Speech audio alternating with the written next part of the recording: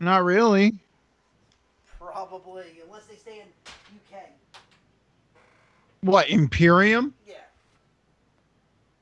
Why'd they say Emporium? No, I said that as a joke. Oh, I got Brazongo. They're doing their thing. Yes.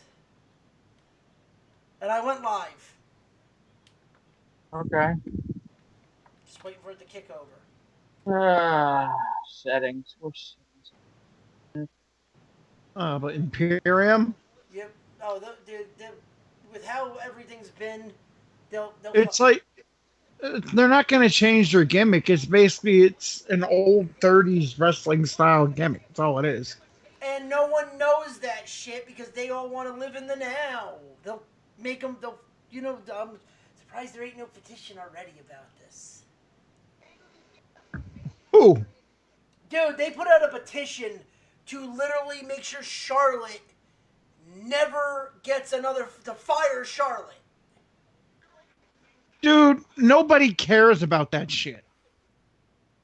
You know how many moronic wrestling fans give petitions every day?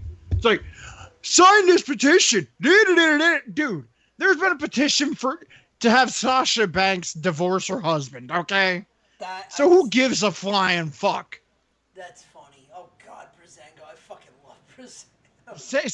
Same as like, so there's a petition to make sure well that Charlotte Flair gets fired. Yeah, why?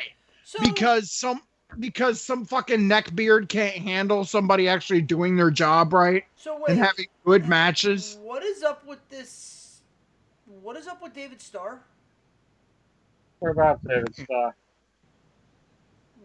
Was he in the news for something, or is this because of the shit that he posts on Twitter? I don't even know anymore. What are you talking about? Someone goes, just a person. Someone wrote a post saying, "So who thought David Starr was a nice guy?" Like, what the fuck did he do? How? Why is his name getting blasted out all of a sudden? I'm like, that's kind of weird.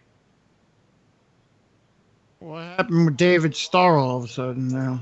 I don't know. I mean, him on Twitter is a thing.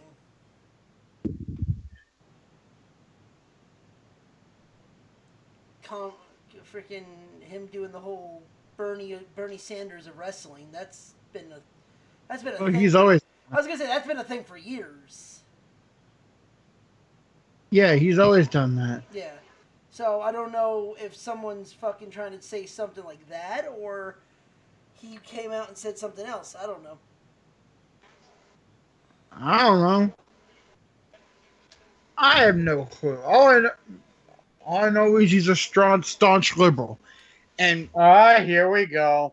no, No, no, no, no, no. no. That's That's what I know. That's what I know. David Starr's a staunch liberal, yeah. which That's is it's never been hidden. no. That's But the that's thing something. is, He kind of gets himself in trouble with what he well, puts on that Twitter. Well, what he puts on but Twitter. But I'm not saying that he has. yeah, But but moronic conservatives are always complained about him. It's like, and they yell at him because he's Jewish.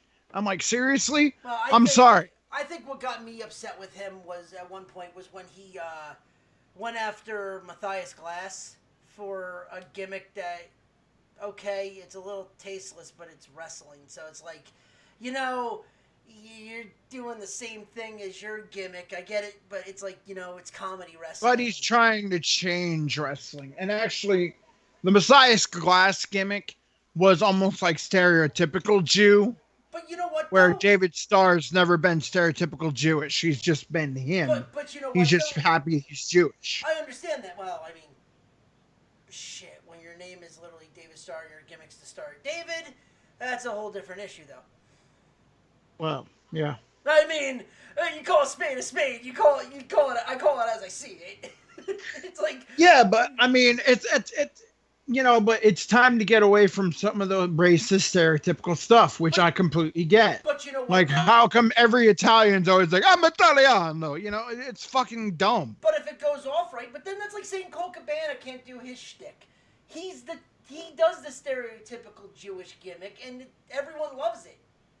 So it's kind of the damned if you do, damned if you don't. It's what it is. I mean, fuck, he was Scotty. Come on, look at the name he had in WWE. Shit, Scotty Goldman. Yeah, so I mean, you can't, but at the same time, I mean, you can't shit on David Starr for being himself. Oh So. no, I'm not. No, I'm not shitting on him. I just wanted to know if did he say something else that causing people to talk about him, or is it just his normal shtick? If it's his normal shtick, then I don't know why people are fucking all of a sudden bringing his name up because unless he said something new. Well, all right. There are people, regardless to what David Starr says, that are always trying to challenge him and yada yada yada yada yada yada. Always. Yeah. Like people have tried to get him banned on Facebook and Twitter. I'm just like, it makes no sense. And especially with everything the way it is right now, of course David's saying a ton. Yeah. I mean, you wouldn't you wouldn't. No, I'm not expecting it. Yeah, if you expected him to be quiet. No, no, no. I'm sorry, he's not AJ Styles. Okay? My one thing that I always had an issue with him when it came to wrestling was the shit he said about Ring of Honor when he was supposed to go for the title. He had a raw deal in Ring of Honor, but people have raw deals of Ring of Honor. Oh no, I'm not saying that. I'm saying, but it was the fact that they pulled him because Lethal got hurt. They pulled him off they just canceled the Jerusalem card. Remember that? Jay Lethal, I think he tore his bicep. Okay. And they were supposed to go to Jerusalem. He was supposed to wrestle for the World Heavyweight title, and they just pulled it. So they just pulled the whole thing instead of having like another match. Had another match. They just pulled the whole show. Well, I would get why you'd be angry then. And that's actually, I want to say, one of the reasons they just never had him back.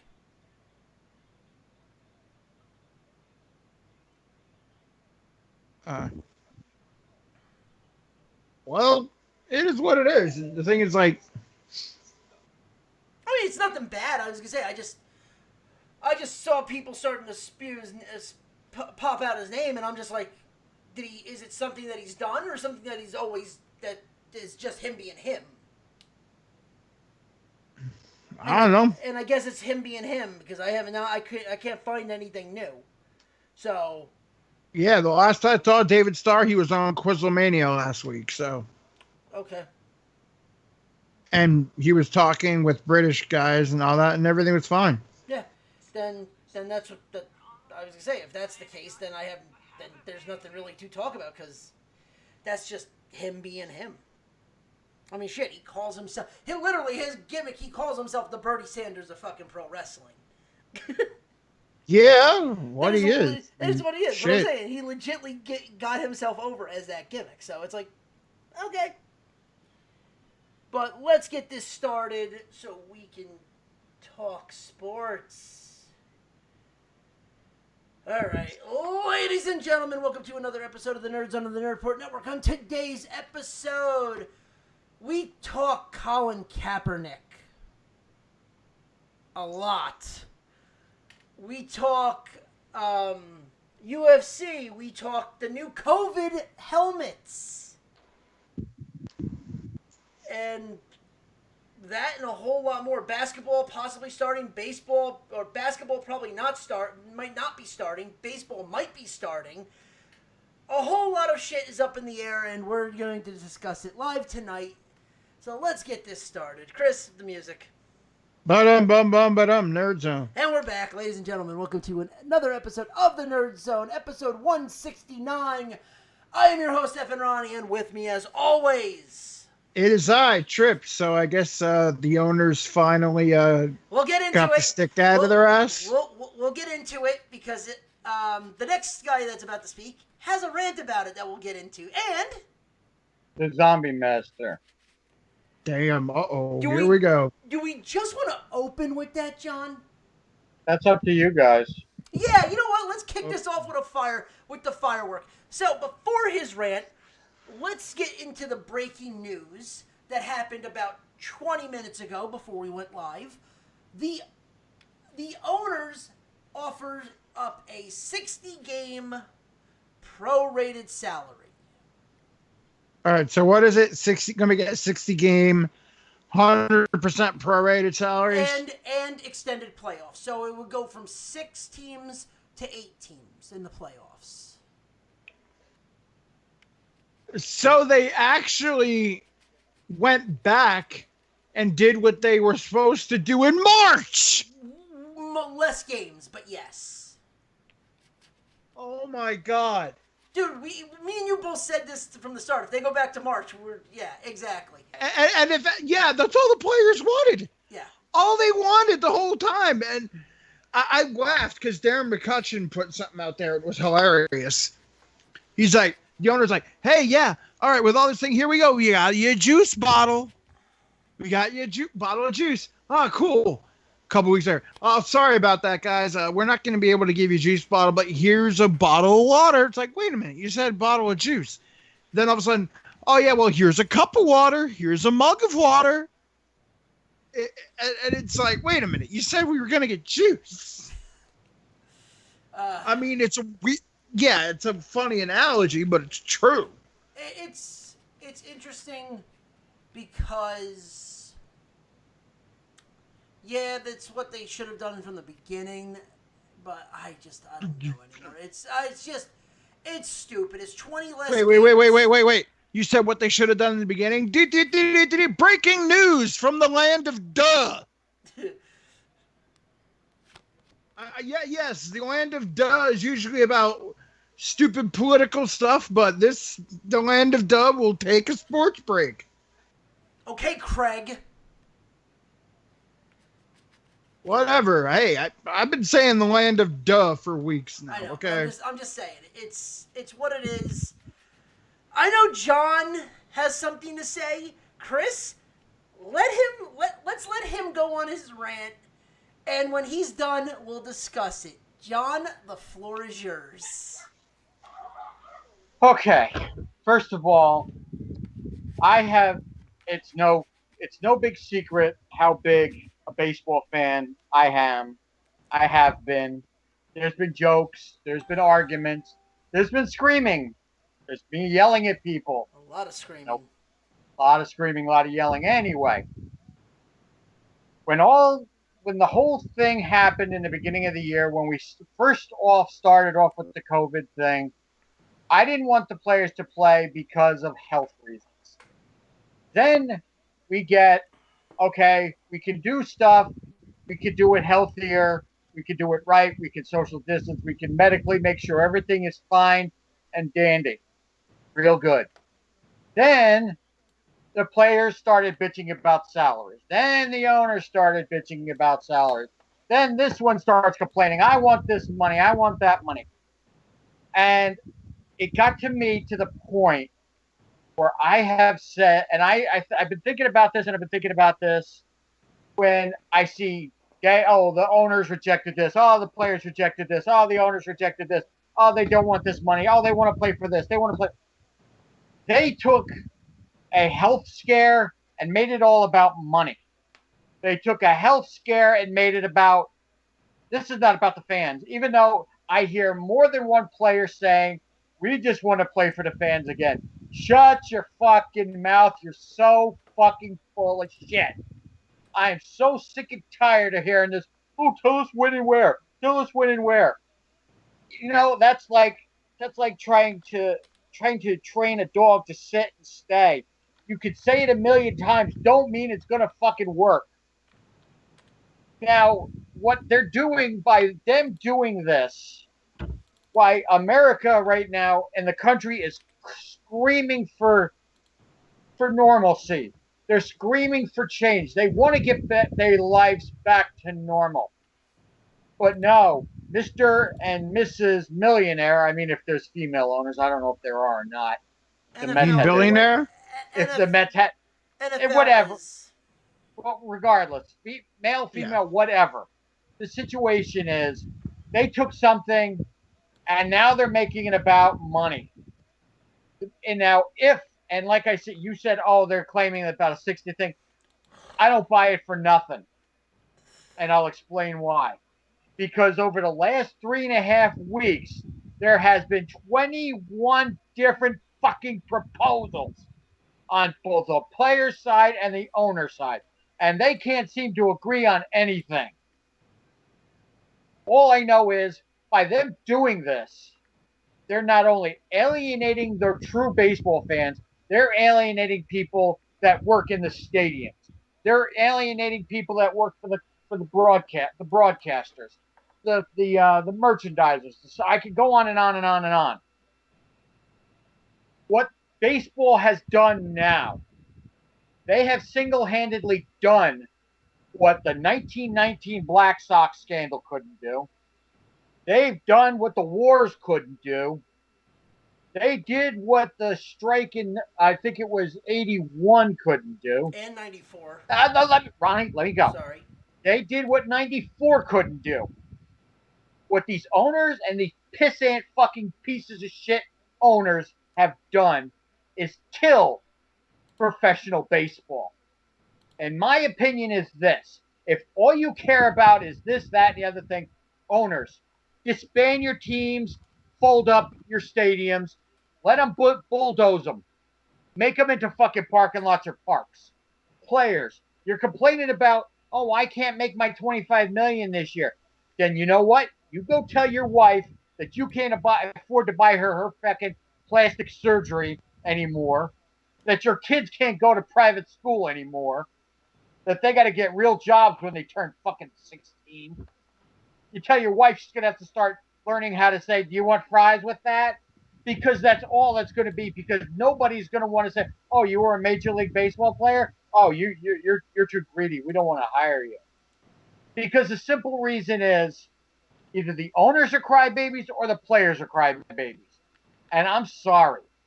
These two entities have single-handedly killed my love of baseball. And I said this yesterday to Alicia and to my mother. I said, I'm about 2 minutes away from taking everything I own that's Mets related, that's on my wall, couch, or whatever, and put it in a fucking box. Because I'm sick and tired of looking at it. Because I'm sick and tired of seeing them do what they're doing to the sport that I grew up loving. Now, don't interrupt me when I say this. This is like if this was like college football, and I know how much you love this, Chris. If this was all about money and all this stuff, it would single-handedly kill your love for the sport, because it's taking something you love and making it all about fuck the fans, fuck everybody else. We want the money. That's all that these fuckers care about. And I'm sick and tired of hearing it. Every fucking day I turn on Twitter. I turn on Facebook. The owners rejected another thing. The players rejected another thing. Fucking end baseball already. I'm sick of it. Either they come up with something in the next couple of days, or I'm fucking done with it. These guys have got to learn that, they're playing a fucking kid's game. I played this when I was a little kid, and I didn't get paid for it. These kids, I played it in high school. I didn't get paid for it. The kids go to college. They didn't get paid for it. When they play in the minor leagues, they might as well not get paid for it, because the money they make in the minor league is piss money anyway. It's ridiculous. I'm so sick and tired. It's getting to the point where I hear the word baseball and I tense up. I have never felt this way about baseball in all my life. I had a gripe against them in '94 when they pulled this shit. It took me a while. I still watched it, but I wasn't as loyal as I used to be. It took me a couple of years to get over that. 72, 71, I was only a year or two old. I didn't know what was going on back then either. You really think if this next proposal gets shot down by either players, owners, or whatever, that I swear to God, it may take me. I might not even like it again in the rest of my lifetime. And if that blood-sucking leech Boris gets involved anymore, he's about 2 seconds away from getting a barbed wire bat to the face. I'm sick and tired of hearing his bullshit too. I am just sick to death with this already. It's like we, the Americans, want to be back to normal.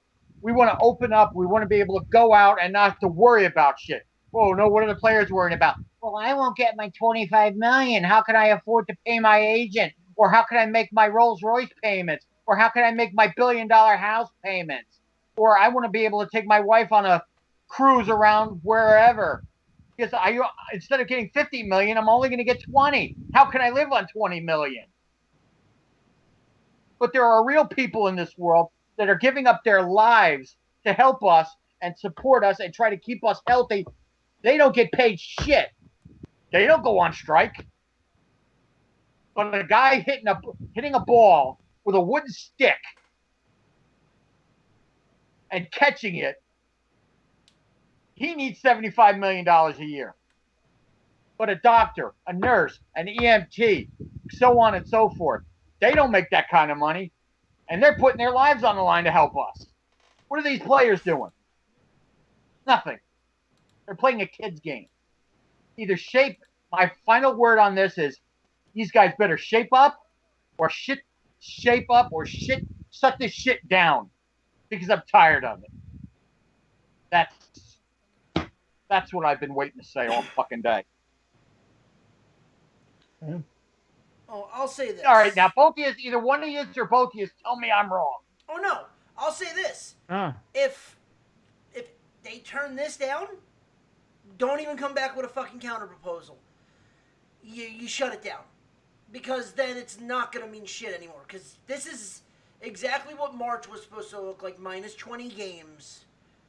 You could have started on the fact that you could have started on July 4th, had opening day July 4th, and could have been the first ones back before anybody else. And even if you start, say, if they okay this and they start about, you still start 10 days before basketball. We'll get into that even if that might start. But you would still be the first back and have a little bit of rain. But if you were back July 4th, I'm sorry. You could have fucking owned the fucking floor for a month until playoffs starting again. Started kicking back up. But you missed your opportunity.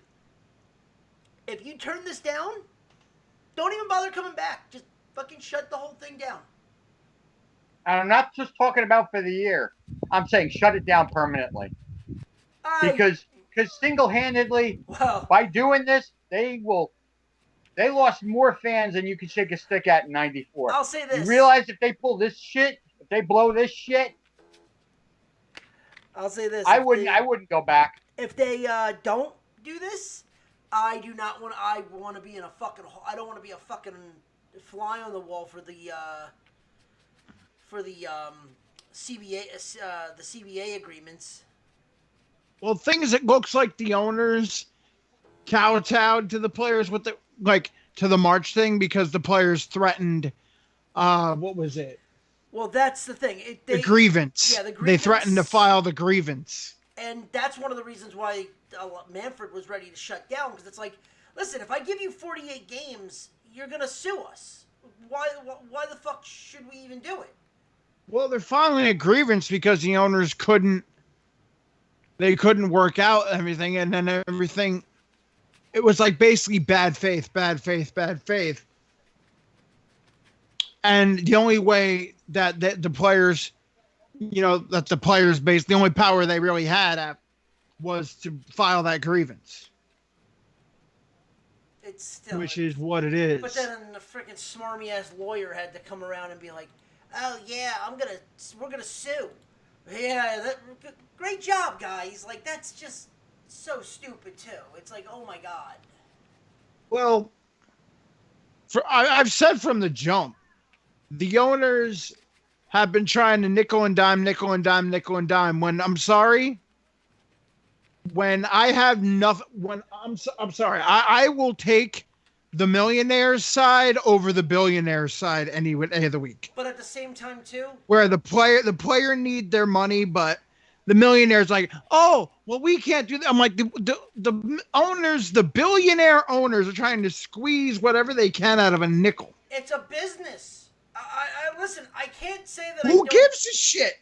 If it's a business, yeah. But who drives that business? The players. I'm sorry, the fans don't come out there and buy jerseys of owners, do they? No. But here's the thing. Okay, turn it around. Say what it is. Say it as a normal thing. If a normal job has See, this is the dumbest debate with this, because it's not a normal job. Being a football player, not a normal job. Being a baseball player, not a normal job. Being any kind of athlete, not a normal job. Why? Because one, you're in the public eye. 24/7 and you're in the public eye. But your performance, you could do great for the team. But if the fans say you suck, they get rid of you regardless. But here's the thing. You're saying, oh, well, they're playing this. The players drive this. Okay, that may be true. But if the players drive it, then it is what it is. But at the same time, the fans still come in. The fans are still making the teams money, and if the fans don't come in and buy concessions, then you're not going to see all these brand new stadiums. That's the thing too. You have all these owners that are buying new stadiums. Look, great example. Look at Miami. Look at the Marlins. No, you want a perfect example? All that money in Texas. The new Texas Ranger Stadium was supposed to open this year. Yeah. They spent, and I found out how much money they spent to build that stadium. It's well over $1 billion. Because if you see the stadium, it's absolutely gorgeous. But that's the thing. But guess what? Do you want to see? Nobody's fucking gonna be there. Oh, but who do fans tune in for? Who do fans go to the games to see? What last time I checked, like I said, one of the hottest selling things in all of baseball usually is the player jerseys. The player jersey t-shirts. Chris, you don't want me to wear my Fred Wilpon jersey? Please. Yeah, see? They don't make them. Yes, they do. I'm being sarcastic. I know Wilpon actually has a jersey. No, Wilpon actually has a jersey. Yeah, he made it himself. All right, but they don't. All right, I'm sorry for the Phillies. You don't see somebody wearing was it Franklin jersey or whatever? No, you see them wearing Harper. You see them wearing Noah. You see them wearing fucking Hoskins. You see them wearing Real Muto. You see them wearing Roy Halladay. But at the same, you see them wearing Mike Schmidt. You see them wearing Kingery. That's what I'm saying. But the fans don't give a shit. But if this was any other time, it's a completely different issue. All right. No. All right. Also, especially in Philadelphia here, our fans are already pissed because our ownership won't pony up a little bit of money to get our mascot back. Well, that is a so whole what the issue. fuck do you think we're gonna think about an owner going, well, we can't afford to. Fuck you! Pay the fucking players. You can't pay it. You can't pay a goddamn law firm to get our goddamn beloved Philly fanatic back, and now you're gonna bitch about pinching a fucking nickel? Fuck you! Fuck you! Give them what they want. Play some goddamn ballers. Just a fucking pipe in your fucking ass and shut up. God damn. I'm sorry. I am not going, oh, the owners. Fuck them.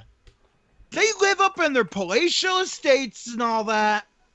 The players have to deal with a mutated coronavirus coming to get them. Will the owners do?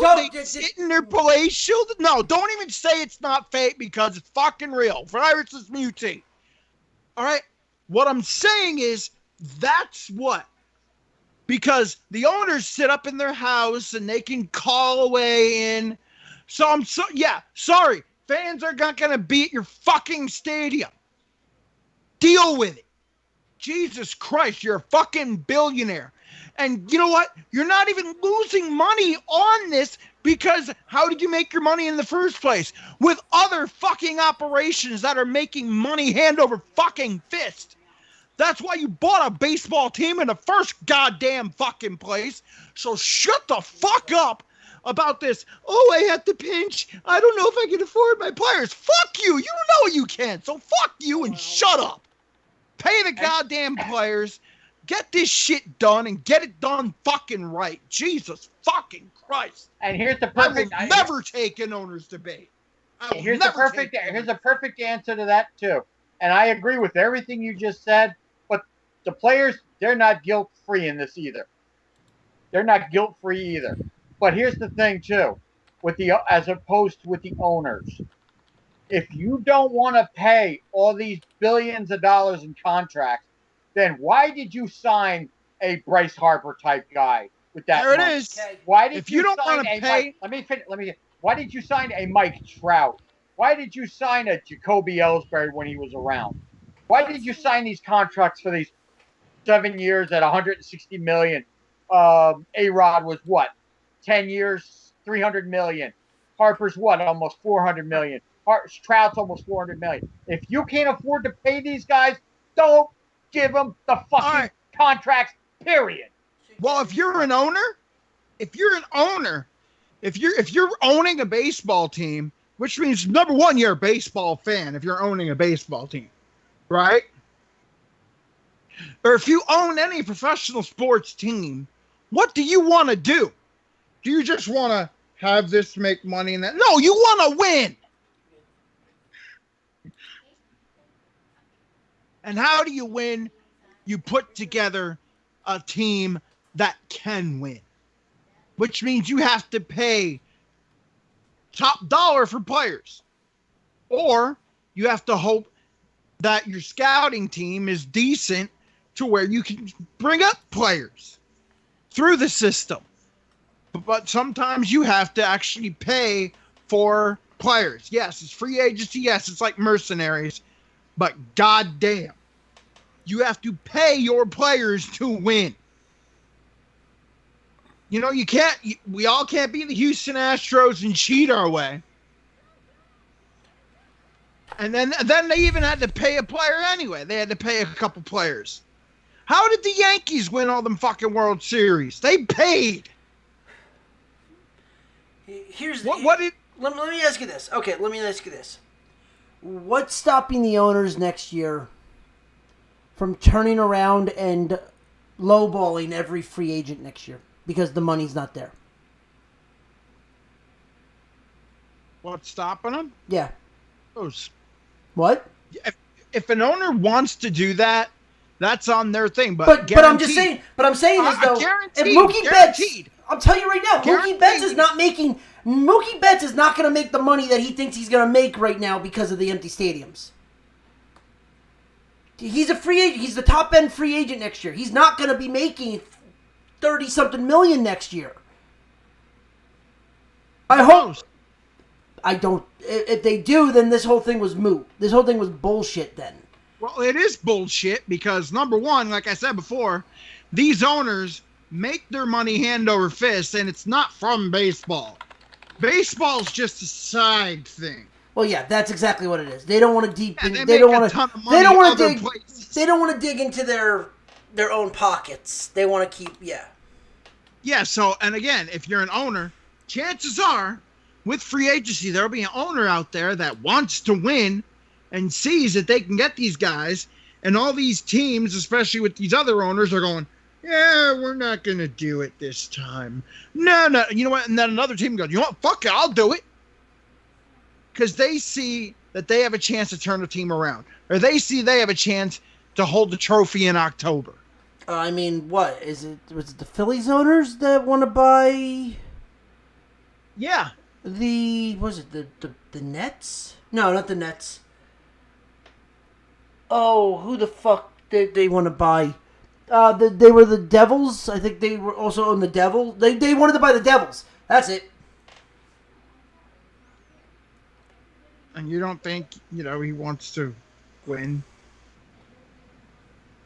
No, of course he wants to win.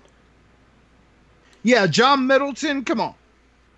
Middleton even said, we're going to have to spend some stupid money and we're going to have to win, if we want to win.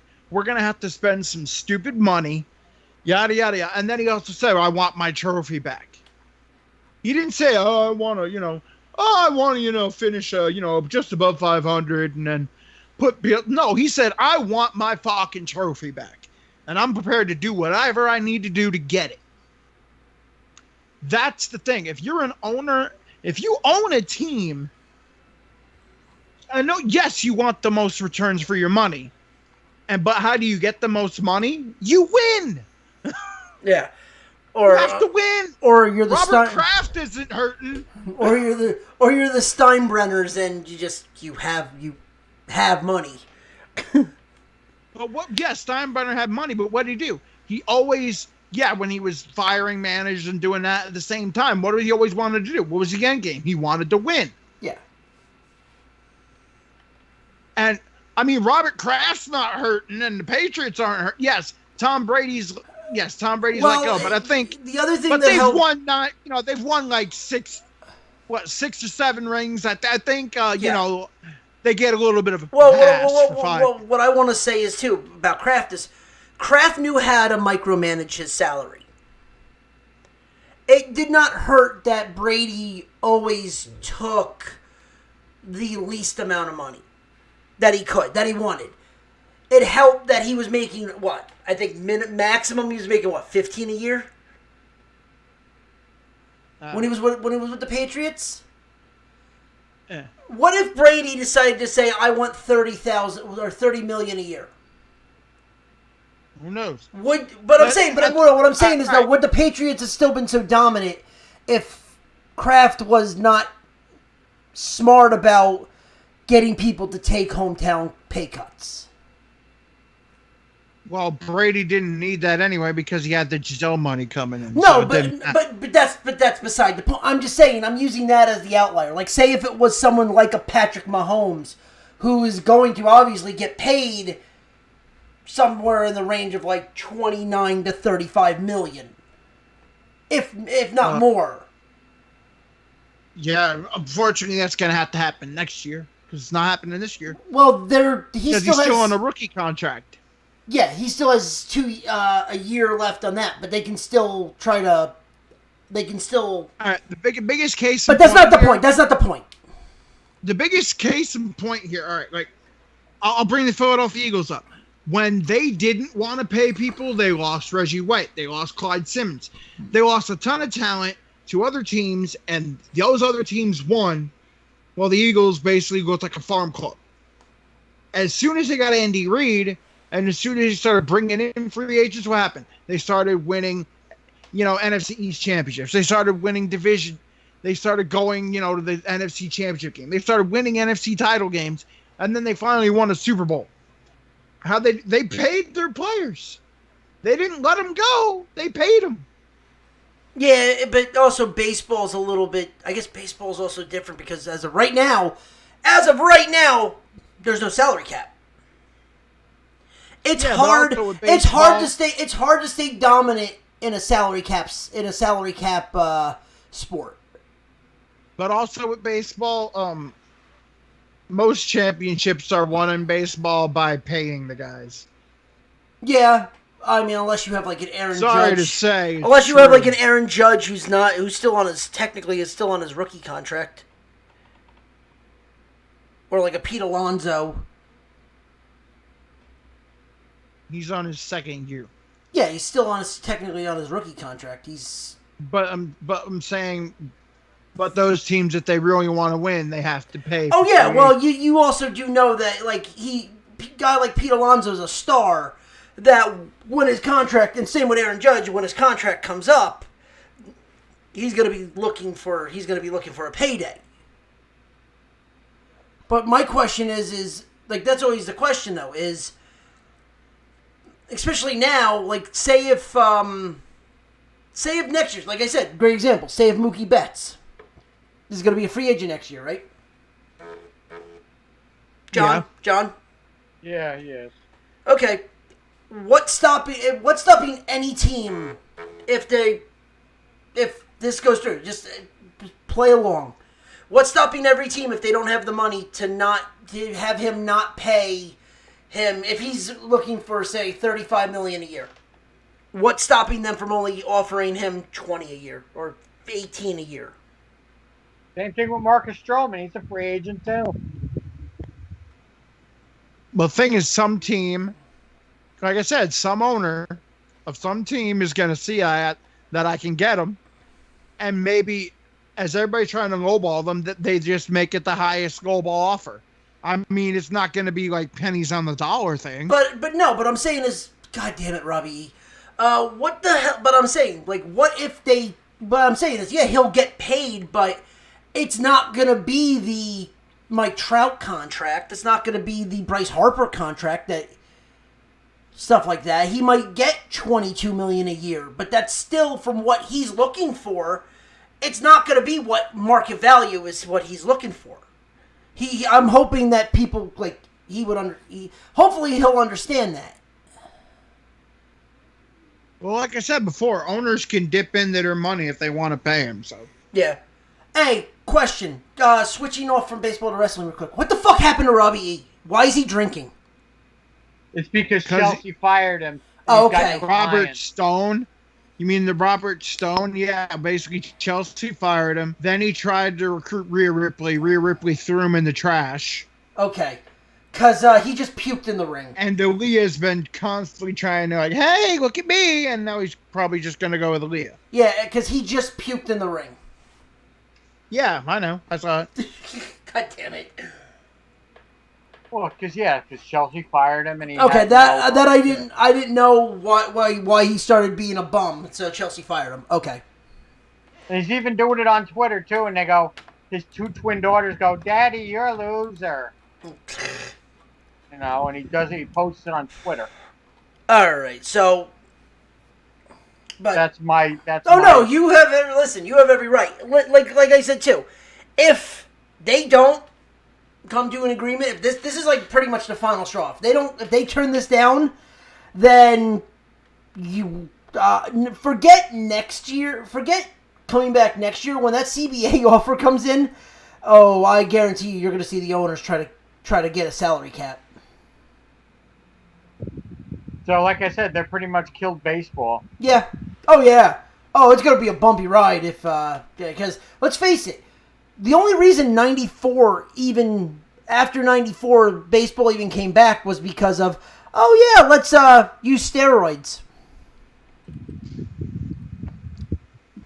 But, I mean, that helped it get back to the public eye. Oh, yeah, that's what I mean. But that's what I mean. I'm saying it wasn't, that home run chase helped it come back, but it took 5 years. It took 5 years. But I'm saying is this, I'm sorry, but if they, let's say they don't come back.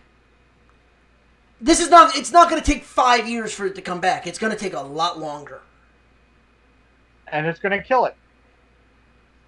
I don't think you can, see, here's the thing. Depends. I don't think you can kill the sport.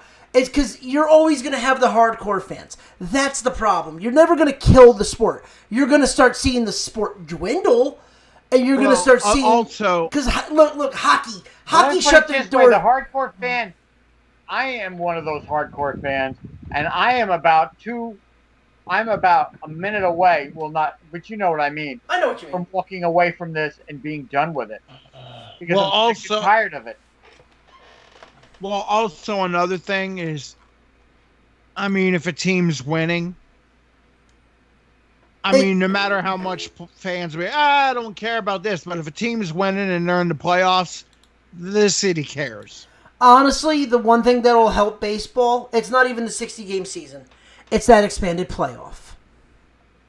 That is going to do wonders for them. That extended playoff, because more teams in, more eyes on the teams, and it also really helps because let's face it, what is the hardest thing about any sport?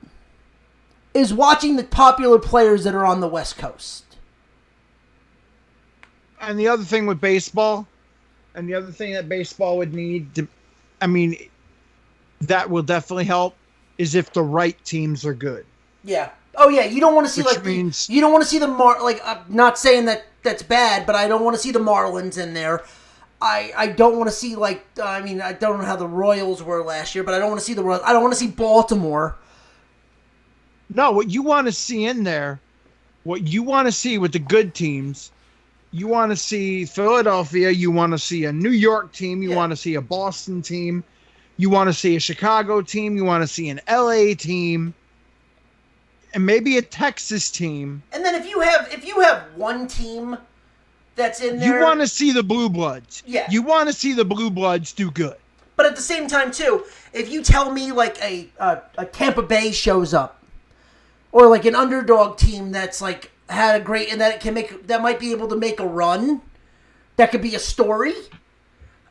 That wouldn't hurt either. Like if you tell, but I don't want to see like a team like Baltimore get in and then knock out a fucking New York team. Like I don't want to see that because Baltimore's not that good. But the thing is, if Baltimore got in there, Like a you would like love a to see a Toronto, Cinderella team. like a I mean, Toronto. you'd love to see a Cinderella team, knock out a Blue Blood. But that's what I'm saying. You need but stories. I'm saying with those cities, it'll drive up revenue right there anyway if those cities are good. Like, I'm sorry, but if you told me that the second round of the playoffs you're gonna have Bryce Harper versus Trout, I'm in. I'm fucking in.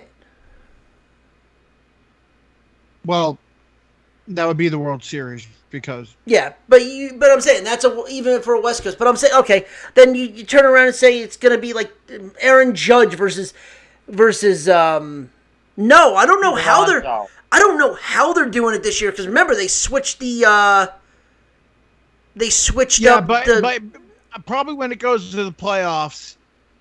I don't know. It might be back to, 16. It might be. conference. I They'll don't. go back to league. I don't know. They haven't said anything about the playoffs yet. It might be the top 16, top 8 in each.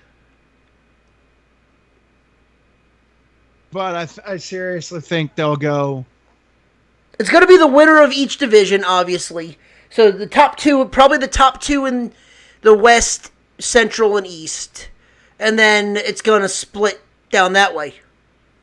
But they'll go. What I'm saying is they'll go, even with extent, but they're going to go like, again, divisional, like league. Yeah, I mean like they National League, American League. They could, but I don't. I mean, as of right now, they haven't said anything, so we'll find out if it goes through. We'll find out. We'll see what they got up their sleeve.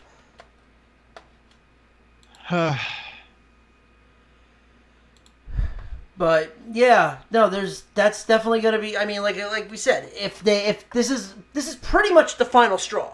If they don't okay this, then don't even just fuck off. Then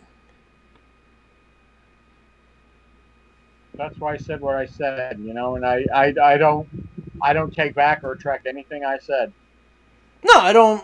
I'm not saying you have to. I'm not saying I'm not. I know you're not saying that, but I'm not. I wasn't pulling any punches with it. I am just so sick to death of this. No, it's petty. Yeah. It's petty shit. It really is, especially with the fact that literally the agreement they have is the same shit they had in March. And it's like the thing is too. It's like I'm thankful my grandparents aren't alive to see this because this would kill them. Because I'm a baseball fan. They were diehard baseball fans, both of them. And when '94 happened, that crushed them. And I can't imagine what they would feel like if they were alive today to see what they're doing and bitching about now. It would break my heart. Oh yeah, and those 8 other teams that say we should not have baseball, fuck off. That's ridiculous too. I like I said, I'm legit. I'm about ready to just say fuck baseball. I'll put all my energy into another sport, and it just, I'll put it into basketball or hockey, or I'll spend more time watching football or something. Well, if you put it into basketball, don't be a Knicks fan. I'm just saying that as an example. I'm just saying. Yeah, I'm just saying. If you decide to do basketball, don't be a Knicks fan. So is he. Because you will be more and more angry. You think Wilpon's bad? let me put it The to you this way, wars Chris. with Let me put it Dolan. to you this way. I'm a lot older than you. I've seen a Yeah. lot. I've seen a lot of these. I've suffered 49 years being a Mets fan, 49 years being a Jets fan. Trust me, there ain't nothing else that can make me angrier than I've been in the last 10 to 15 years with both Uh, these teams. uh, if you decide to be a basketball fan and a Knicks fan, you're into another world of anger with Dolan. I'm just saying. I just was using it as an example. Well, I did. It's just I might even say fuck sports altogether. Well, I just know because I know Ronnie's a Knicks fan and he rarely mentions it because of Dolan. Oh, fuck Dolan. Fuck Dolan. How the fuck can you be shitty in one sport, but yet be amazing in a fucking other? The fact that you're shitty in basketball and can't get anybody, but yet, the Rangers are fucking amazing. Like, how? How the fuck is that possible? Well, basketball is less play people. No, that's also true. But at the same time, too, it's not even that. I have an issue. My biggest issue with fucking Dolan has to be with the fact that the fucking stadium. Oh, yeah. The Mecca. The fucking Mecca of WWE. And he refuses to fucking levy the tax that Vince has to pay him to run MSG for live shows. Like, you're out of your fucking mind.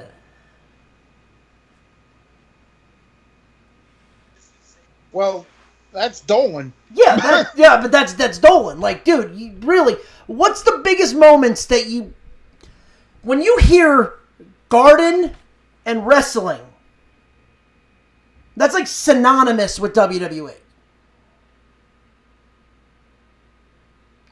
Yeah, nowadays when you hear Garden and Knicks, you just think of goddamn Dolan. You hear Garden and Knicks, you just kind of turn around and be like, frozen envelope? Yes. Frozen envelope? Yes. Patrick Ewing? Yes. Hell, Patrick Ewing's more... Fuck being a Knick fan. Patrick Ewing's more fucking synonymous still with fucking Georgetown.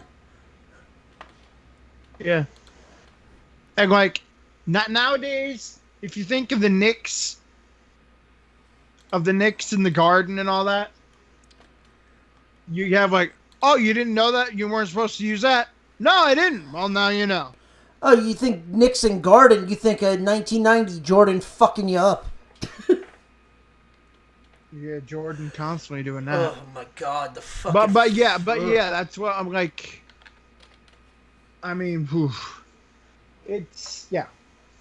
Baseball has a chance to get it right. I mean, the owners finally are kowtowing what the players wanted, and the players said, just tell us where and when. Yeah. And the owners give them this. So they're trying to do something. It's like, but finally they walked back them gift wrapping the same shit in different wording. Yeah, I like the 60, like, it's not 48, because if that was 48, I'd kind of be like, all right, at least we're close enough to... I'm just hoping the players don't turn around and be like, can we please do 82? Because then I'll be afraid that the owners would be like, can you take a little bit of a pay cut if we do 82? That's what I'm afraid of, and then we're back at this shit again. Like, just take the 60, let's play baseball. If you're gonna sue, just don't have it in the fucking public eye. Oh, it's going public. The reason why it's going public is the owners wanted to make it public so the fans would sort of gang up on the players. And then the fans started looking at the same thing the players were looking like, wait a minute, it's like basically if you offer somebody a pizza and then you go, oh, you can have a whole 8 slices of an 8. You're like, wait a minute. So I can have a whole 8 slices of one slice. What? What? Yeah. I mean, that's what the owners were doing. They're like, you can have this whole big thing of 70%. And you're like, all right, I'm listening. Wait, what? That's what they were doing. And they kept wording it differently, trying to put it over on people. And the players are like, no, we're not going to do this. Give us what we want. It's not even that much. Give us what we want. You're making millions still. You're making billions still. And give us what we want. And they just kept wording it different the whole time. I'm just like I remember when you put the thing on Facebook and said, take the deal. And I looked at that thing and I came on the show. I was like, no, don't take the deal. They just reworded the same thing they said 3 weeks ago in a different way. That's all they did. It's like how McCutcheon said. It's like instead of giving you a bottle of water, now he's giving you a cup of water. Or a mug of water. Same thing. He's still giving you fucking water when he promised you juice. You know? That's like you promise somebody steak and then you give them hamburger. Yeah. Yeah, like, right? What the fuck? Yeah, what the fuck? Or I promise you a big juicy T-bone and then you give them steakums. Yep. All right. So, John, do you have any other words that you'd like to talk about, or do we want to move on to the next subject? I said my piece. I don't know like I said, what's your guys' thought on what I said? No, you're absolutely right. You're absolutely right. I don't think you're never going to, like I said, you're never going to have them shut it down completely. But it's going to hurt. It's going to hurt them a lot if they can't figure this shit out. Oh, it will. It definitely will, because it'll show. And honestly, you know what? You know what? The one thing I'm happy about is I want to see if this happens, what this 60-game season actually does. Because we've always said on this that baseball does not mean shit until June? Normally June, July. No, Chris, what do you say? You say April and May don't mean shit, right? Right. So baseball. Yeah, for me, baseball doesn't start till after the All-Star break. Yeah. So you're at 162 games. What if we talked about this before. What if you cut a game from every series, or you cut a series out completely that's in your division? Yeah. And what would that do? So this is a good test run to see. Let's see what the ratings. If this happens, let's see what the ratings are for like an average for the games. Let's see, because if they can go back and dial it back in, and all of a sudden you're seeing 100-game season. I'll just use that as a round number. 100-game season. Does that have any effect on whether people are going to watch more and actually focus more on the games? And especially, I think they will. I think they will, because less games equals more games. The games are that much more important. But are the players willing? Definitely be in. Well, now here's the counter side of this. If they do ever go down to 100 games, will the players be willing to take less pay? Because the whole thing of having 162 games is you're getting these higher salaries because you're getting more money from TV deals, you're getting more money from concession, you're getting more money from tickets. But on the flip side, 100 games, I mean, for all we know, every game could be sold out. You're not having those shitty Tuesday morning games where the seats are against like the Minnesota Twins where the seats are not even full. I mean, but the thing is, though, even if they aren't full, they're still making money. Yeah, they're still making money, but like it's one of those things where if the players are willing to take, and I'm not even saying much, I'm saying like a 5% fucking pay cut out of their normal salaries, and the games drop to 100, and it's every game is 100% full, and everyone's watching on TV, and the TV deals are good. I think that could help bring the sport back. If say something like that happens, I'm really interested to see what the ratings would be for a 60-game season, because you know every game is going to mean something now. Yeah. That's the big thing. John, I don't know what you think. I said what I said, and I'm No. down. I'm asking you the question. Do you think if they do a 60-game season, do you think the ratings will be up there because everyone is going to be more focused on a 60-game season? You want my honest opinion? Yeah. I don't think they're going to come back. Because let me say, you asked and I'm going to answer. I think that I can't be the only fan out there that's completely and totally 1,000% disgusted with this. Oh, no, you're not. Trust me. I listen to Michael K every fucking day. There's people that go on those radio stations and are fucking ripping MLB apart. Not just the owners, just everybody. The whole league. Kind of like how I did before. Yes.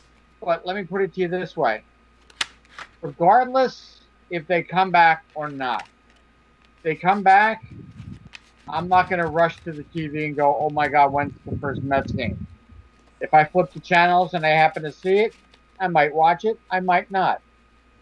I'm sorry. This year, coronavirus shit set aside. I'm not even gonna entertain that because this has nothing to do with that. This is all about money. And these players and these owners have shown their true colors to what they think of the fans. It's a giant middle finger saying, fuck you, we just want to get paid. And that goes for both the owners and the players. And the agents, too, if you want to throw them in there, too. Scotty. Good old Scotty. Don't get me started. If I ever see that guy, I swear I want to take I want to make a real Lucille bat and make him into a pinwheel. That's what I feel about Scott Boras. So that's what I think about that one. But these players have truly disgusted me. And I'm not putting every player in this. I'm not putting the Pete Alonsos in this. I'm not putting the Jeff McNeils in this. I'm not even putting the Michael Confortos in that because they're still young. And they're still playing for the love of the game. I'm talking about the players like the Mike Trouts, the Bryce Harpers. What's that pitcher from Tampa Bay that cried and whined about all the money and shit? Blake Snell. Blake Snell. This is who I'm talking about. These are the players that I'm playing about. And you know what? Maybe I can't even include Mike Trout because Mike Trout really hasn't said. Trout's the first words that came out of Trout's mouth out of all this was just tell me where to fucking show up.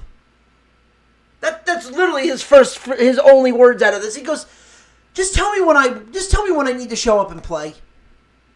But I'm talking about the people like the Bryce Harper is talking about his money. The Snells are talking about Harper really never said much about his money. Oh, he's opened his mouth on a different. He opened his mouth about.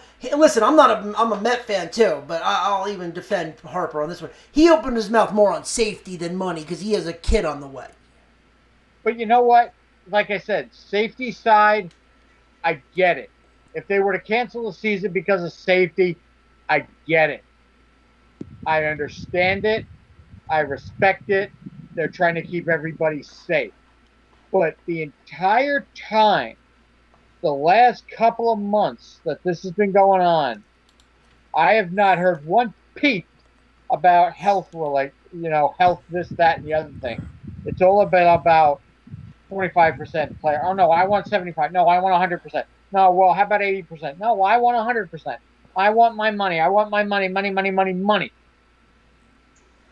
All I hear about, and then supposedly in the last 24 hours, all these players and coaches have tested positive for this. How appropriate. It's another reason, and it's another way for them to say we're putting our health at risk. You know what? I did a little research. I went over Twitter, Facebook, Instagram, and I put players COVID. If these players tested positive for this, if these coaches tested positive for this, it would have been all over the fucking news. It would have been all over in, social media. I don't hear any players' names being mentioned. I don't hear any coaches' names being mentioned. I mean, for all we know, they could have had it already, and they're just reporting it, saying, "Oh, they had it." They could have had. It just seems funny with all these negotiations. Now it comes out. Oh no, Very fishy. Yeah, very fishy, and very. It's like I said to you the other day, Ronnie, when they had they put a post up on Twitter and then it was reneged. That when they had that big protest in Los Angeles, when they showed the picture of all those people protesting, the next day someone put out on Twitter 95,000 confirmed cases of coronavirus. Really? 95,000. Yeah, apparently someone posted about literally the day after the protest that literally everyone that was at the protest got coronavirus. I'm like, all right, yeah, that's a little much, guys. Like, you literally cannot come out and say that the minute that someone goes into a protest, they're getting coronavirus. That's stupid. And it was pulled because it was unsubstantiated. There's no proof, and they're just doing it to get media attention for whoever said it. It was a news station. I forget what news station said it, but they all of a sudden after that, I looked. Their social media page has been taken down. Their Facebook page has been taken down. I wonder why. Well, don't post bullshit. But that's the thing. It's a lot of there's a lot of scare shit that goes onto the media, and there's a lot of real shit that goes onto the media. Posting that 19,000 people that were at a protest immediately got coronavirus. 95. But you get what I mean. I'm saying that's bullshit. That's bullshit right there. We don't even know the numbers. We don't even know the coronavirus numbers from protest weekend, and we're not going to know them probably till about like Friday or Saturday. But that's exactly the point. You're not going to know whether for at least 2 weeks, and that's if they test everybody. For all we know, they didn't test anyone that went to those protests. So how the fuck are we going to know? Unless the fucking what's it called? Unless the hospitals fill up again. And the thing is and the other thing is, how are a lot of medical workers going to even know about the numbers, especially when they were running from tear gas and getting shot? Yeah, well, no, they're talking about, this was talking about morning, the peaceful protests, not the night protests. No, I'm saying peaceful protests turned into that. Right, but I'm saying it's mostly the morning stuff, like the stuff at City Hall and stuff like that, not the ones that got turned into tear gas. Like, not the ones where it was like right at the end of curfew. Right? Yeah, no, not those. They're not talking about those. They're talking about trying to leave and the cops. Yeah, they're talking about the ones that happen at noon. They're talking about the ones that happen at like noon. But they're just it's like, I don't wish death upon anybody. I don't wish harm about anybody, but I seriously want something bad to happen to these people, because karma is an absolute fucking bastard of a person. And by putting shit out there like this, how do you know that the smart people like you, me, Chris, and other people, we realize what they're saying is complete bullshit.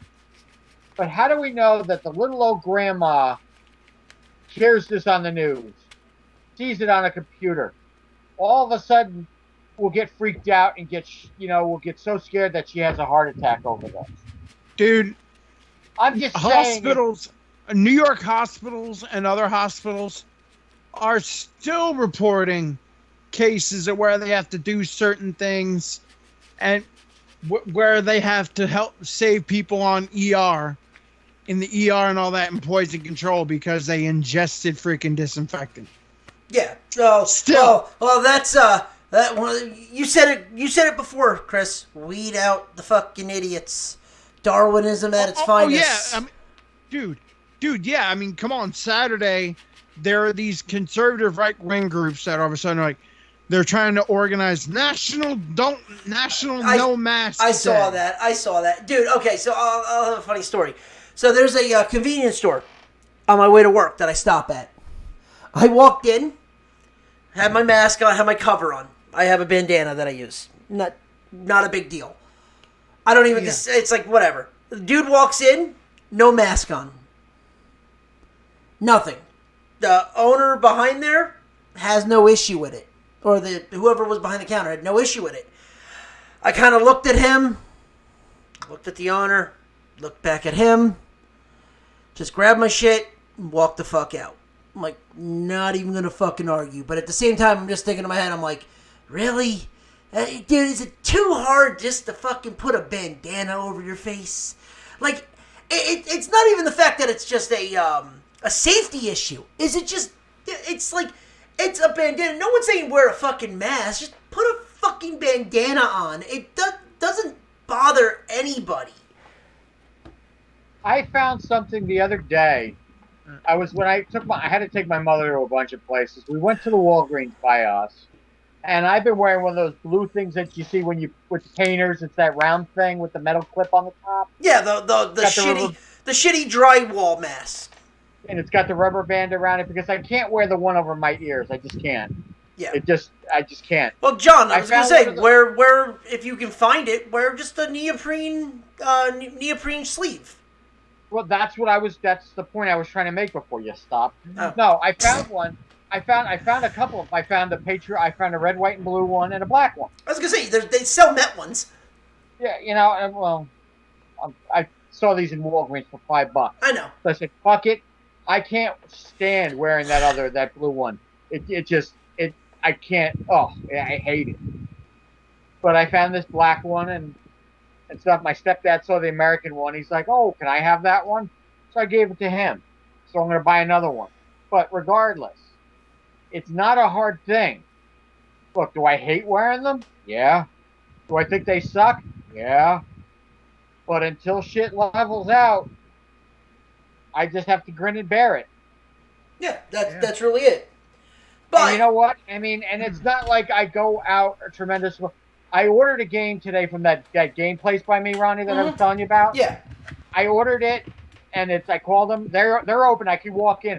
I just couldn't get there today, and I called the guy around set because he stays open until 7 o'clock. I told him, he goes, "I thought you were coming in." I'm like, "Well, no, I had some personal business." He goes, "It's here whenever you want it. We open up at 11 o'clock tomorrow morning. It's here when you want it." I ordered a Tecmo Super Bowl for Super NES. Nice. Oh yeah. I mean, I just have fun with that. But that's the thing. Who knows? But that's the one. I just love the one where I like the fact it's like when you throw the thing and it's like I don't know if you played it. It's like when you catch the ball, you go down the screen, you go up the screen. Yeah, I remember it. Yeah. I have so much fun with that, and it's like, I mean, I just have a blast with that. And Bo Jackson is the fastest player in the game. Hell yeah. But no, it's what it is. So, other news, we actually had, golf actually started. Okay. Well, I'm sorry. Well, no, actually, because the reason I said... Dude. Well, wait. Nobody cares. Well, wait. Well, no, actually, because apparently it had its second... It had one of the highest final round viewings in years. Other than because there's no sports. a non People are curious. a non-masters. Dude, ping pong would do ridiculous numbers right now, okay? A non-masters got an average of 3.8. They got a rating of 3.8, so about close to 3.9 million viewers each day. Okay, what you do? Watch golf. You know what? You want to make it. You want to impress me. You know what sport I'll watch? Bring back the Ocho. Bring back ESPN 8 the Ocho. I'll watch that. I'll watch the chicks going up the friggin' lube mountain again. That's fucking more entertaining. That's more entertaining than fucking any of these fucking sports with these greedy ass millionaires. He's at the fourth green. Hold on. Hold on. And he. Hold on, Chris. No, Chris, you got to do it right. Whoa. Hello. I was doing it. It's like he's at the fourth green. Let's see if he makes it. Could you keep it down? We can't hear the grass grow. Hello, friends. Jim Nance here, and welcome George Carlin said best. and welcome to Augusta. Be like, hello, friends. Jim Nance here, and we are at the whatever PGA tournament. Oh no, you just say Augusta because that's what Jim Nance is known for. Fucking Augusta. No, George Carlin said it best. I have a better time picking out sluts. Watching golf is like watching flies fuck. I have a better time picking out socks. But the fact that, dude, I'm sorry, but 3.8 million is kind of ridiculous for golf. Dude, no, the funny thing is, it's like he says, hitting a ball with a crooked stick, and then walking after it, and then hitting it again. Look at the spike for when ESPN shows cornhole championships. That okay? dude, cornhole is the Yeah, shit. one thing you don't have to worry about if they don't have golf. You don't have to worry about anybody social distancing. Golf is anyway. Golf is the natural born social distancing sport. Yeah, I'm just saying. I mean, look at the rating spike when they have the cornhole championship on. Look at the other joke. It's like I knock a ball. Where else can golfers dress like a black pimp from the 70s and not look bad? Yeah. Here's my idea for a fucking sport. I knock a ball into a golfer hole. Oh, you mean like poor fuck ball? Not with a straight stick, but a little fucked up stick. I love that. Was a bad Scottish accent. Have you ever heard Robin Williams tell that joke? It's spot fucking on. Yeah, I got a voice. No. Golf you hole. want to do the joke? Fuck no! Robin Williams when he goes, yeah, there's trouble on the floor. Why are you talking so low, man? Yeah. Why are you talking so fucking goddamn low? All right, so do we want to go? All right, what politic route do we want to go? Do we want to go NBA or do we want to go NFL? Well, in the NBA, I know that Kyrie and his fellow flat earthers. That's where I'm going with this, and I think the NBA is quicker.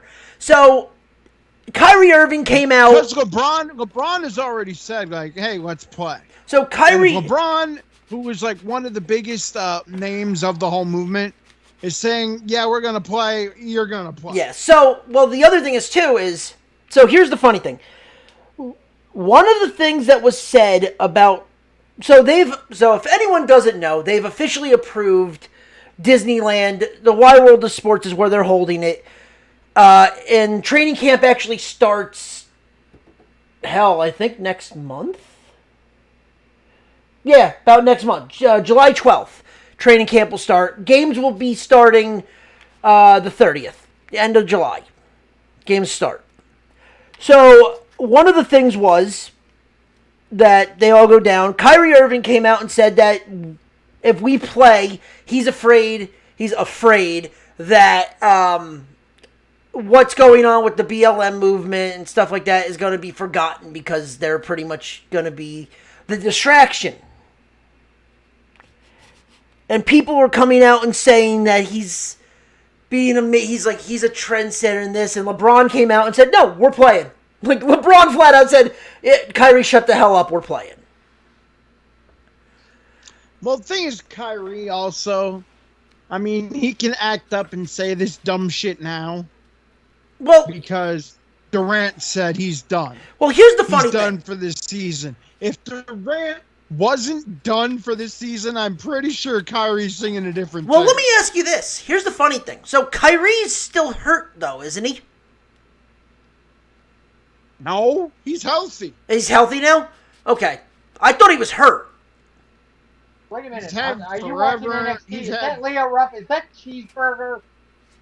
Ring of Honor? I don't know. I Yes. haven't even watched it yet, but it's No, Chris, are you watching it? it's on a delay for me. Yeah, So yeah, I think we're gonna get a cross sighting because Keith Lee basically destroyed the Hourglass. No, I'm saying the kid that's in the ring. Is that Cheeseburger from Ring of Honor? Is the squad I guess doesn't matter. guy? Looks like him. Leon Ruff. Yeah, it looks like Cheeseburger. I mean, he's built the same. No, Same hair. Cheeseburger's got the what is it? He has dreadlocks now. He literally looks like Leo Rush. I wasn't sure. I was Yeah, curious. that's not. I don't think that's Cheeseburger. Who is this big? Who's this big motherfucker? Big boy or thick boy? Bronson Reed. Yeah. Anyway, because I was gonna say Kyrie's already. They've said if anyone's hurt, they're not coming to the fucking thing. So if Kyrie's hurt, he wouldn't have to worry about not going because he wouldn't be going All of anyway. a sudden, he's miraculously hurt again. So yeah. Yeah. So good. And also, I mean, it doesn't matter. You can get it a second time, but he's already had COVID. I'm just saying though. Him and Durant have had it, so it's like, oh well, this isn't this. It's like, dude, you weren't going anyway. I thought you were injured. Yeah, what I was saying was, again, like if Kevin Durant said, "Yeah, I'm gonna play," That leg would be No, magically healthy. yeah, he would have been fine with it. Yeah. But yeah, fade if you're a betting person. Fade the Nets because no.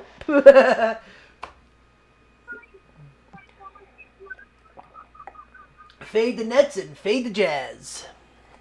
Yeah. All right, that was really the only basketball news. Let's get to the NFL and NCAA.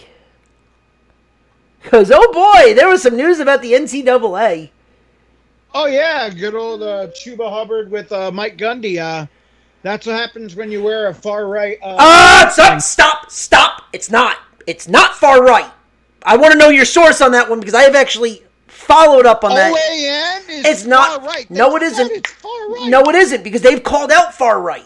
They are both. They are mixed. Whoever's saying that is bullshit. They are both. They will call out far right. They will call out far left. They are an independent news site. Really? OAN, right? One American Okay. network. Yes. It's not does it support Trump? Yes. But does it also bash Trump? Yes. Well, they're in his camp right now, and that's who he always But talks about. OAN. So don't even go there. Don't even go there. don't call it far right. No, it's But not don't far but right. don't It's call not it far far. right. It's far left. Don't call it far right. I didn't call it far left. I said it was right down the middle. I said, but don't call it far right because it's not just one thing. It's not just far right. It's both sides. That's the problem. Yeah. Okay.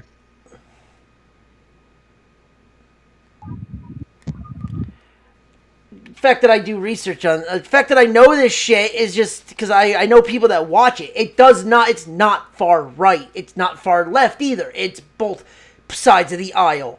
So let's just go with that because at the same time too, I got a problem with fucking Chuba Hubbard calling like what I love is you want to say your fucking voice has meaning.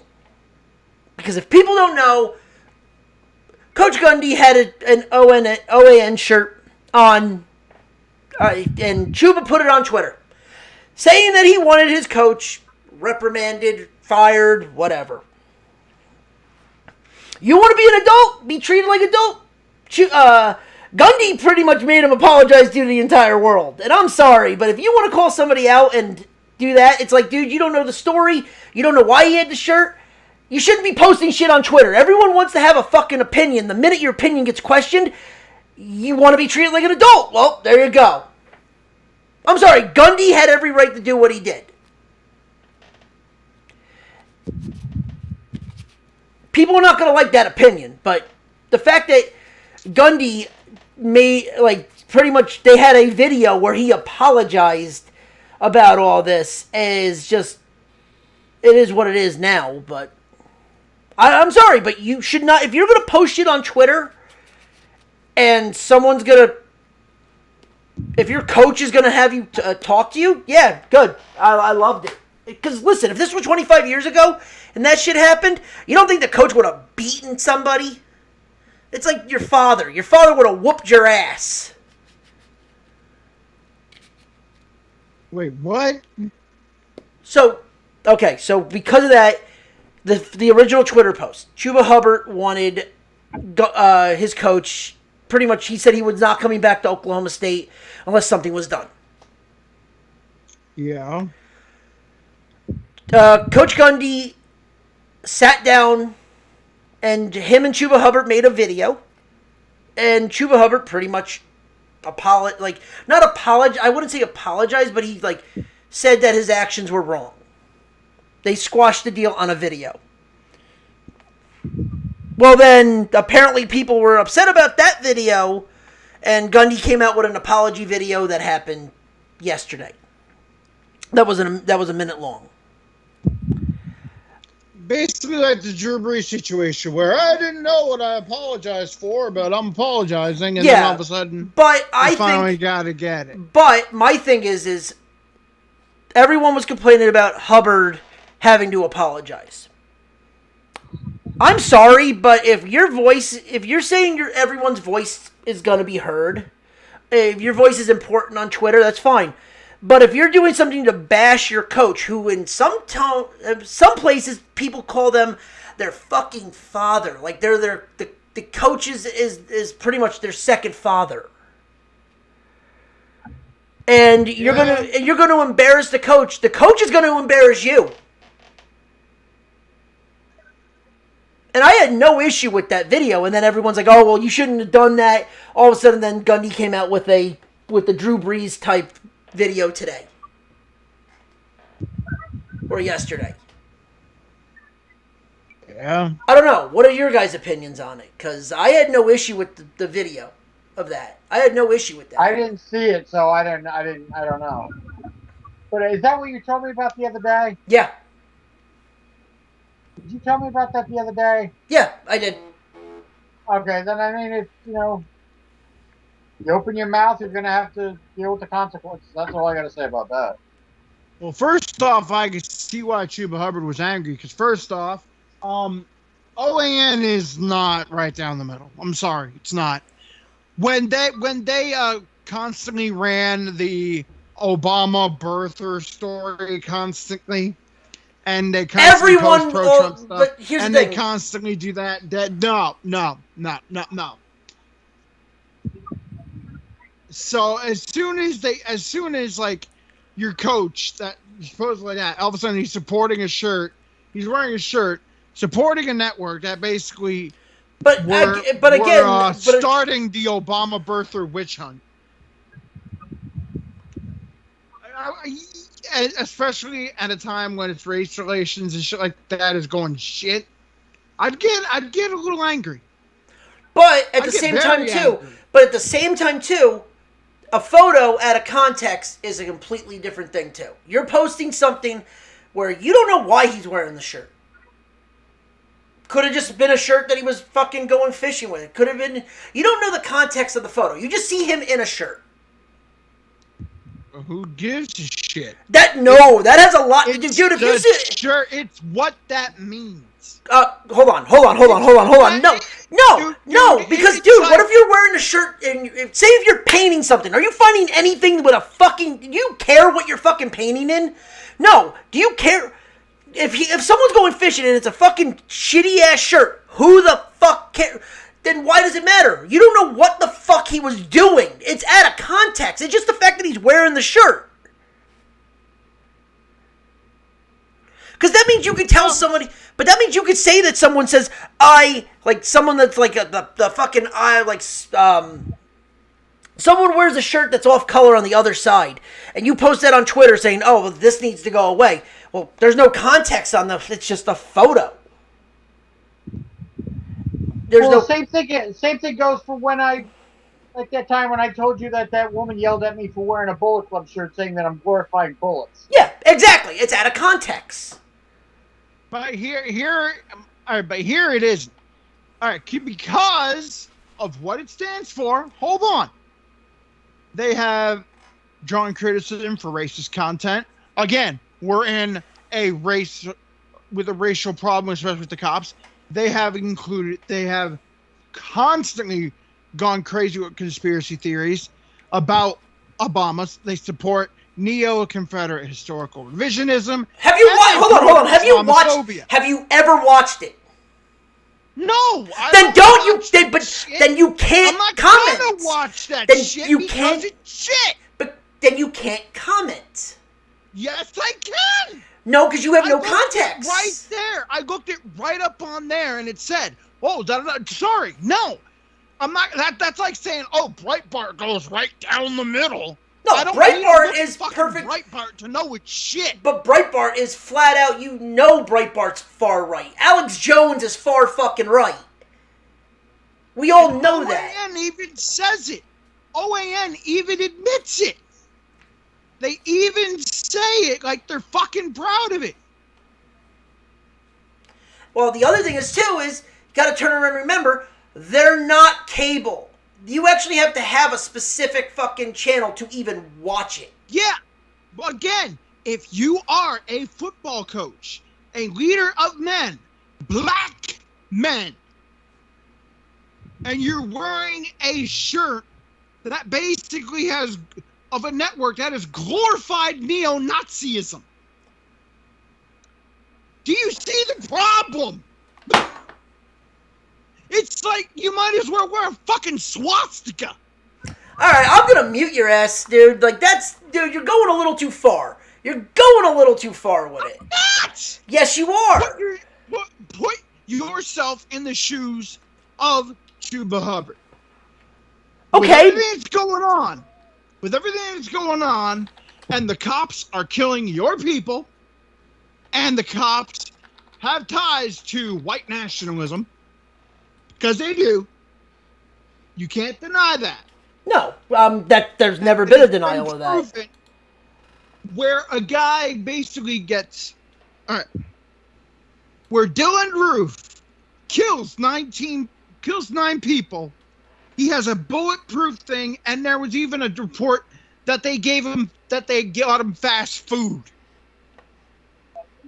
And he's a serial fucking killer, where a guy basically gets arrested. Where George Floyd gets arrested, gets pulled over with a counterfeit bill and gets murdered. Or I'll go with Ahmaud Arbery, or I'll go with Philando Castile right there. Since everybody's all Second Amendment gung-ho, where he even tells the cop, I have a license to carry. Let me show you it. And before he even does, he gets shot. That was the Atlanta one, right? Philando Castile. I'm pretty sure that was in California or somewhere. I was gonna say the Atlanta one was bad too. That was not a good one either. I forget. They're all bad. They're all bad, especially when a guy shoots up a church and gets a fucking Big Mac. And lawyers are already trying to figure ways to get him out on good time, on good behavior. No, that motherfucker should burn. Oh no, yeah, that guy needs to go to fucking jail, obviously. Same thing goes for that fucker in the movie theater too. Yeah. James rapist Hole. or the rapist from Stanford, where they're like, oh, think of his swim career. Oh, he deserved to fucking he deserves to get fucking castrated. That guy's a royal cocksucker. Yeah. So you see here, and this is a news network that has said, yeah, we're pro-Trump, yada, yada, yada, yada, which right now is not the best thing, especially if you're a leader of black men. And then we're spearheading the Obama birther thing, Islamophobia, and they have come out and said yes. And this is a voice for the other one because the center right has all these things. So if you're Chuba Hubbard and you see that, it sets off a huge red flag. Okay, but you don't run to fucking Twitter saying I want him fired. You go talk to your fucking coach and say, hey, this does not. Why are you wearing this? This is not a good thing right now. Like, why the fuck?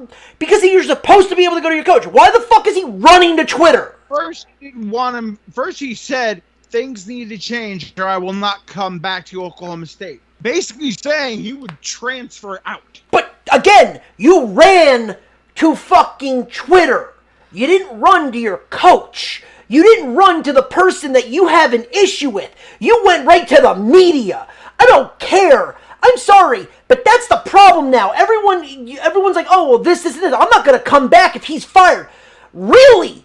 Then you know what? You never wanted to play for him in the first place. You just wanted to play for Oklahoma State. If you went straight to the coach and be like, why are you wearing this? We need to sit down and have a conversation about this. Which then happened after that. But he did want to play for Oklahoma State because that was like where Barry Sanders played, and that was his idol. But you get what I'm saying. I'm saying is if you have an issue, why the first thing that you decided to do is run to social media? Because why is your first... The way everything's going and all that. That's the problem. He ran... Instance. But that's the problem. He runs. Instance. He ran to it. He didn't go to his coach and be like, hey, I am not comfortable with you wearing this. Why is this photo of you with this network that is, okay, apparently pro-Trump? Why are you wearing this? We need to sit down and talk. But yet you run to Twitter to pretty much declare that you want your coach fired. Because if it wasn't, you weren't coming back. Because of something that he's wearing. You're not having a conversation with that. That's just... oh, I don't care. I just want him gone. That's what it looks. That's how it looks. Well, apparently the first apology was a shit apology. That's why you got a. That's why you got a second. That's why you got a second video. And that even looks more just. It's like guys told me what this and that. So I'm just gonna say. I'm sorry and all this stuff that, basically all of a sudden then they're basically saying what people want to hear. See, that's where like the two apology things always comes off really disingenuous. Oh, it does. It's like, listen. Because you couldn't get it right on the first try. But listen, at the same time too, if he likes that network, it's one of those things where it's like, I know it's a bad thing, but I would respect somebody more for doubling down and being like, yeah, this is what I watch, this is what I do. Okay, but then if people have an issue with it, it's like, at least you stood your ground, you doubled down on it. Okay. I gotta respect the man. I gotta respect the man for at least standing his ground. It's one of those things where it's like, or at least if you're gonna apologize and be like, hey, listen, this is what I like. I'm sorry if you don't like it. I talked to my team, and we discussed it. But this is how I am. This is how they are. But we have a mutual agreement. And yeah, there's one thing. Be like, yeah, this is how it is. I like Old Bay chicken. I'm sorry if you only like baked. I like grilled chicken. I'm sorry if you only like fried or whatever like that. You know? Why is it got to be fried? It's a little bit of a different story. It's like, this is how I am. I support far right politics. Yes, I support white nationalism. But here's the thing. That's like someone saying. But that's like someone. But no. But that's like someone saying, okay, I watch this, but yet the other person watches CNN, which is far left. That's like someone watching MSNBC or Fox, but someone watches CNN or NBC. Like that's like somebody saying I support Hitler. All right, sorry. Don't go that far. Remember, we are still live.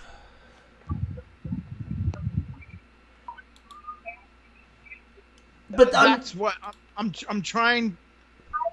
I get what you're trying to say, but I'm saying is it's the fact that he ran immediately to Twitter is where I have the issue with. He did not go and try to even talk to his coach. He ran. He went immediately to social media to try to not even figure out why the hell this was going on. Because what's social media doing right now? They're outing racists. But you're saying your coach is a racist, but you don't know why the fuck he has the shirt on in the first place. Again, a photo out of context. Well, again, you don't. Well, it's like, why do you have the shirt on in the first place? It doesn't matter about that. It's like, why do you own the shirt? Well, we don't know why he has the shirt. Did he buy the shirt? Was he given the shirt? Did he have the shirt before? No one fucking knows. Yeah, but still, it's why do you have that in your possession? Dude, I know so many people that have such off-colored shirts and they use it as fucking rags. I know a lot of people that have as rags. Again, they could wear it as a workout shirt. You could wear it as fucking painting shirt to ruin it. That's also one of the reasons why I trust me, I have shirts in my closet that are bad shirts that I use as rags. Not bad shirts? Like what? Oh god, I have like shitty shirts that are out of like nothing like I have a Kylie shirt that I don't wear, and I use it as a paint rag. I don't have like a CNN or anything like that, like news media or shit like that shirts, because I don't give two. Well, no, because I don't give two shits about the media like that to have one. I mean, yeah, I get like certain shirts. I know someone that has, dude. I know people that have. I know people that have NRA shirts. I know people that have like shit gray NRA shirts that use them as rags. They use them as fucking paint shirts. But the NRA is nowhere near. But you get my point. But you get my point. I mean, that'd be like, oh yeah, I have this swastika here. I use that as a rag. No. Okay, all right, yeah, it's not that far. Dude, let's not talk about the swastika on here. Holy shit. It's a little much. The rebel flag. He can go with Cicerelli there, or whoever he is.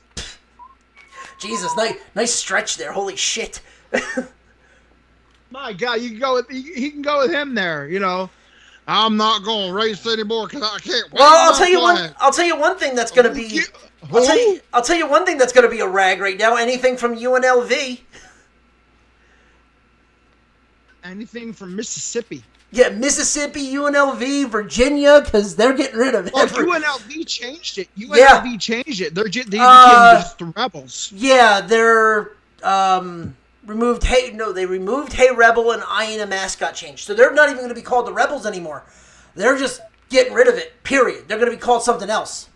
They can be called the Rebels. They're just going to change their colors. Well, same thing about what's his name changing. Pepsi changing. What's his name? They're getting rid of Aunt Jemima. And Uncle. I can't believe that. Aunt Jemima, Uncle Ben, and Mrs. Buttersworth are all getting changed. Man. See, there's shit like this that it's getting a little too far. Just a little. I had no problem with Aunt Jemima. Come on, man. Well, have you seen the old 60s and 50s? Yeah, get rid of the old guy. Yeah, get rid of those. Yeah, they got rid of the Hey Rebel, I wanted to make sure that Hey Reb statue on the front of... Mississippi'd have to change their whole state flag because they have that, like... They have the Confederate flag, like, in the damn flag. You know what? At the same time, too, again, it's just, I get why you're taking down the flag, but I just hope they don't take it out of school so we can at least teach kids why this shit was the way it was. Not because they're not going to take it out of school. They're trying. You have to learn history. But Chris, what I'm trying to say is they're trying. They're trying to take it out of school. Well, let's see. They're canceling cops. They're canceling. Oh, I mean, John. In all due respect, they're trying to cancel fucking Paw Patrol. I know, right? In all due respect, though, Cops has been running for 31 years and has been on technical repeat for the last 4. Yeah, but then they canceled the first 48. They're trying to get Law and Order canceled. They're trying to cancel Paw Patrol. How the fuck are they getting Law and Order canceled? SVU is the biggest. Somebody came out on Twitter and actually said, now this is what, I almost wanted to say something, but I kept my mouth closed. Oh, they should cancel that show, Brooklyn Nine-Nine, because of all the cops. It's a fucking sitcom. It's getting a little... Some people are going too... It's getting a little too far. Law and Order... Well, the thing is, it doesn't matter if the Law and Order's canceled. They have like 20 years of reruns anyway. Yeah, they've hit Syndicate and then some. But the point seriously, I mean, come on. Law and Order they could always run Law and Order before Raw. Yeah, they don't. You don't think they do it? Done that anyway. They do it now. It's better than Grizzly Knows Best. I'd rather watch reruns of Law and Order than Grizzlies Knows Best. Oh, God. But the fact that they're trying to outlaw a cartoon about a cartoon dog. Well, dude, no, did you not hear what happened? So I have little ones in my family, so we heard about this.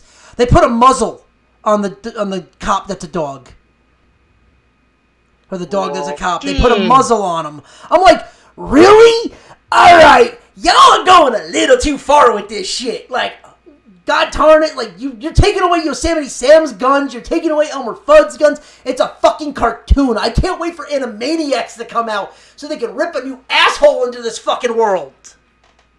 Well, the Elmer Fudd thing, that's the fucking Christians doing. Yeah, that's a mix. That's just it's stupid. It's like, oh my God, guys. It's just like, holy shit, people. Stop.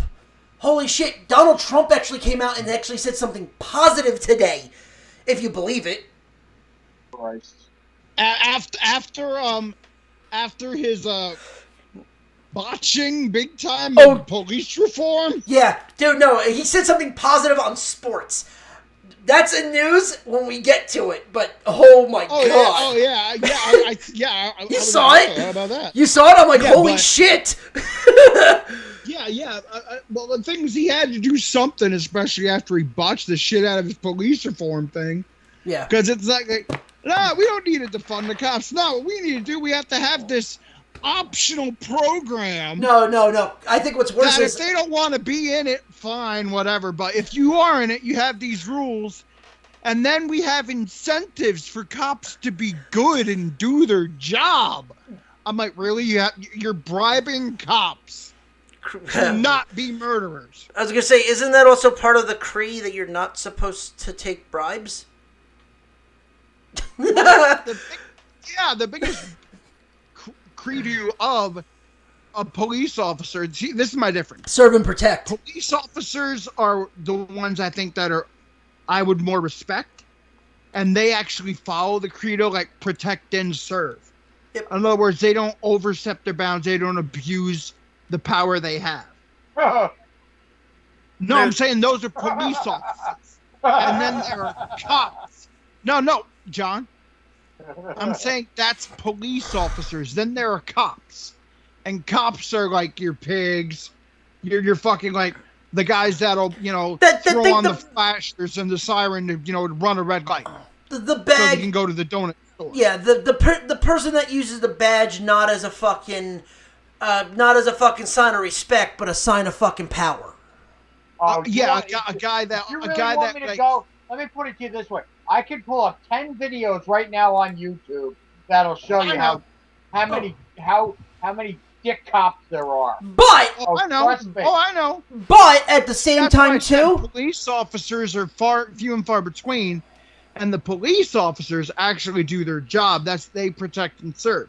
And then you have the cops who basically, fire rubber bullets and tear gas in a peaceful protest But at the same time, too, and shoot unarmed people. Civilians should not be putting bleach in cops. What's it called? In police officers' smoothies. Yeah, and Shake Shack. Yeah, but apparently that was proven Yeah. wrong, Um. or so they say. They say, but that's a thing. Apparently, 3 New York cops were at a Shake Shack, and they found, this was coming from De Blasio. This is coming from the governor, that there's that they found a mayor. That they found almost the governor. They found a substance in the form of chemical substance in the form of bleach in their shakes. Damn. Yeah, I'm like, all right, y'all are going, like, that type of shit, you're going a little bit too far. Their news media come out and said it's bullshit, but I'm like, it came from the mayor. Like, but still, it could be bullshit. But who knows? Oh no, Are it could be. People still alive? Yeah, just really sick. Or did the cops go, "Oh my god, I taste bleach, and I'm gonna shoot you"? No, really, really sick. They were almost in the decree of poisoning, like food poisoning. So they were puking and shit like that. That's... well, they could join their conservative brothers there who are ingesting disinfectants to protect themselves from corona. Yeah, I mean these are the same people. We're talking about the same people that are in the same age group that were digesting condoms. Remember that. They were putting condoms through their nose. We're talking about those same people. Just to get on TikTok. Welcome to America. All right. You know what it is, too? You know what it is? It's like, I see, like I said, I could pull up a lot of videos on YouTube. There's one that just popped up in my timeline today. It's an old video, but there's a black guy. It was a black gentleman. He was a truck driver. He was just in a car accident. He was sitting outside of a Walgreens. A CVS employee across the street said, "Oh, black guy was asking for money." So the first thing he does is he goes over there and he says, "Where's your ID? Where you been? How you think?" Every other thing in the world. And the guy was at Walgreens. He had a prescription. He had a receipt. The cop was still grilling him. "Well, where have you been? What kind of accident was it? Where were you?" "Well, like this, that, and the other thing." And the guy's, "Look, I don't have to show you shit. I didn't do anything wrong.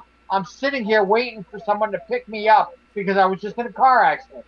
"Well, I don't think they said you were. So they said it was a black man with dreads." So it's like, so automatically, every black man with dreads, you're going to stop.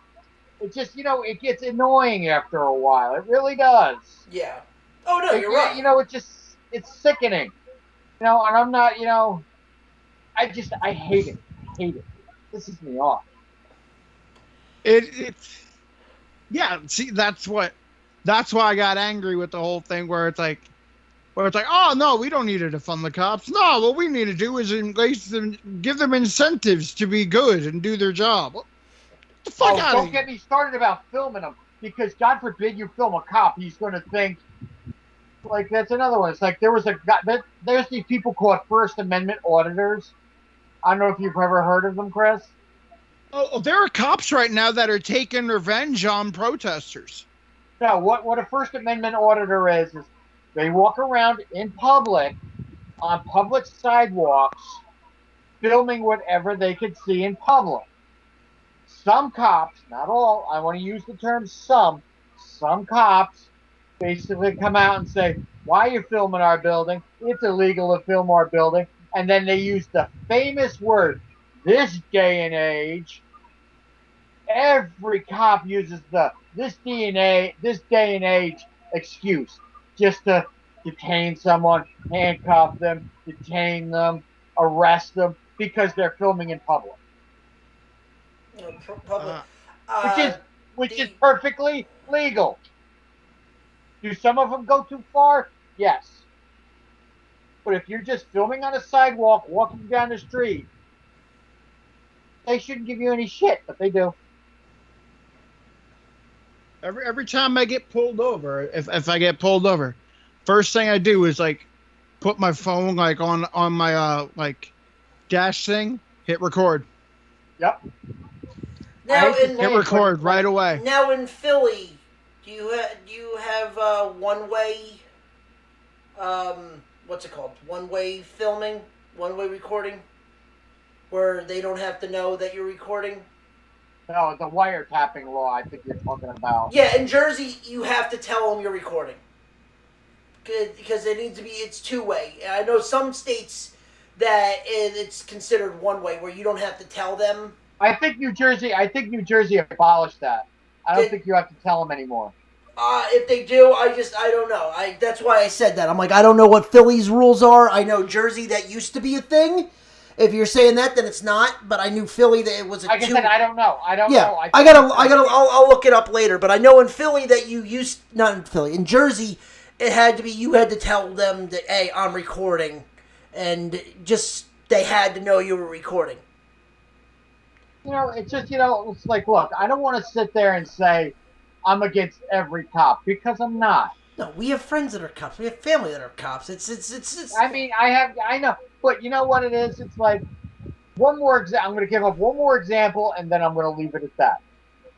This young black gentleman worked at the Hard Rock Cafe in Atlantic City. yeah. He parks his car on the top level where it doesn't get any dings. He worked all day. He worked an all-day shift. He was still in his outfit from the Hard Rock. He was a cook. So he gets in his car and was checking his email on his phone. Do you know a cop came and said, how long have you been here? Why are you here? Where are you coming from? Where are you going? Why are you parked up here? Why are you parked all by yourself? And the guy's like, I just got out of work. I'm just sitting here checking my email.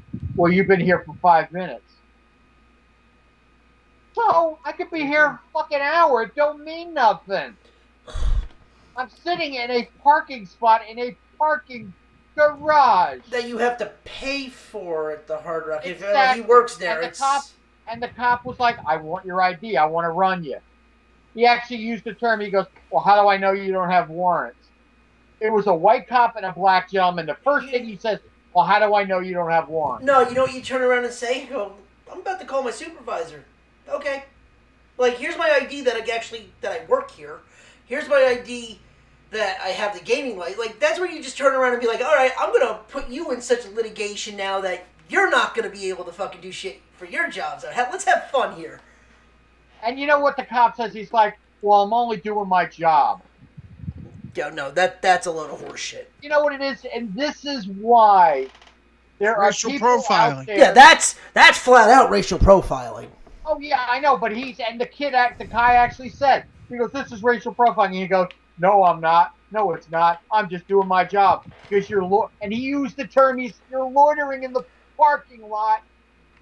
You're holding me. You're loitering in an empty parking lot. Yeah, you've been there for 5 minutes as well, you're in your car. But not even that. It's like then you can turn around and, well, I'm still here because you're holding me.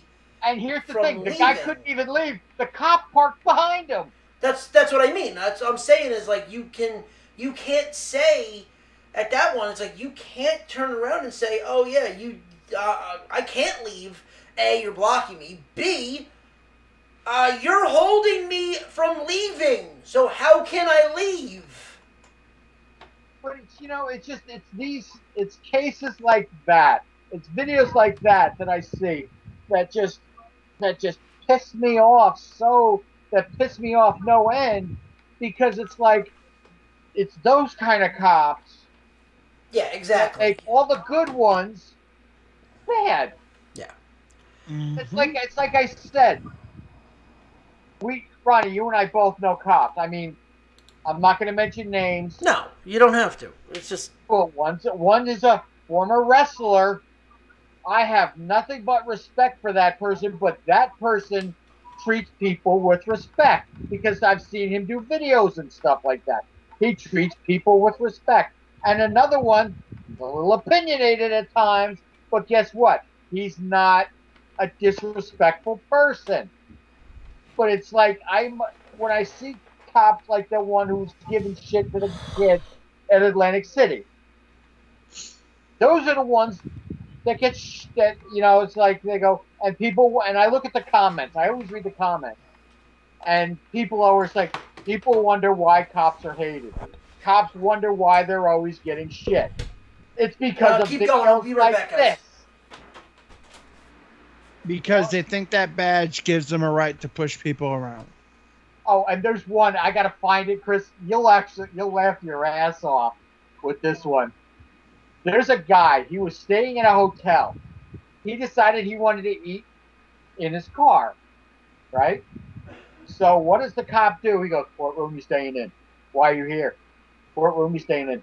And then what he does is he knocks on the guy's roof for like 5 straight minutes, and the guy's just sitting there eating, not even acknowledging him, not even paying attention to him. He's just sitting there eating and eating and eating and eating. And the guy's just like, and he just looks, and the guy's shining a flashlight in his car too, and he's just sitting there. And then he gets done eating. He reclines his seat and closes his eyes. Well, the guy goes, "Sir, sir, sir, hello," and he knocks on the window. It is so fucking hysterical.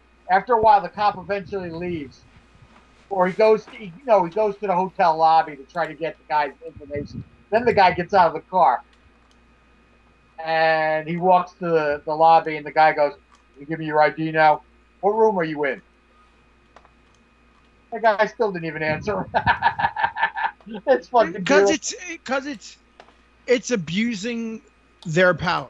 That's the bad cops where you kind of be like, listen, what was always the thing?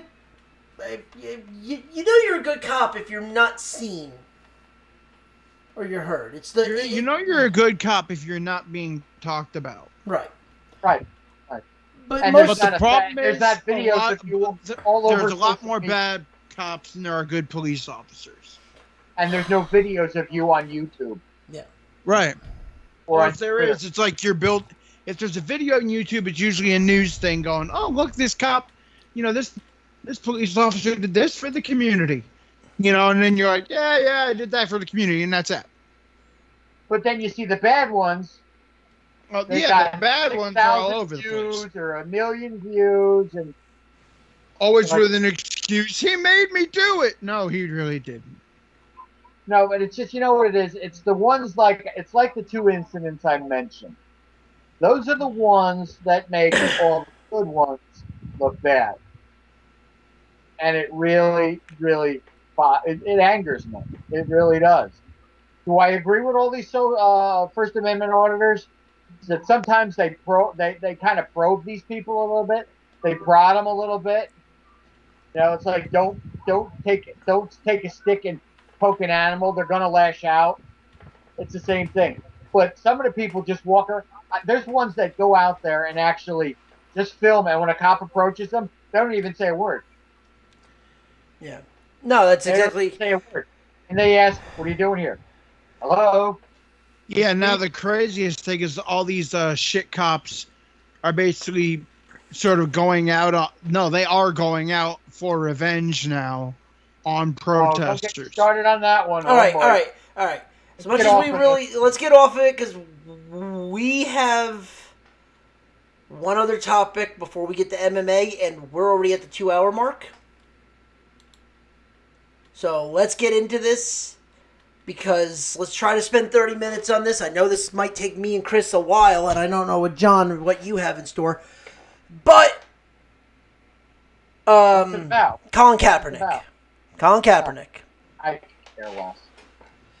Well, the thing is so Roger Goodell came out and said that he's encouraging teams to look at Colin Kaepernick. To sign him. To look at him and sign him. Colin Kaepernick because the NFL has finally acknowledged they did blackball him. Yeah. But you know what? Here's my thing about Kaepernick. He didn't play because of what happened. But I went back and I looked at his stats at the last year he did play, and he played like shit the last year he played.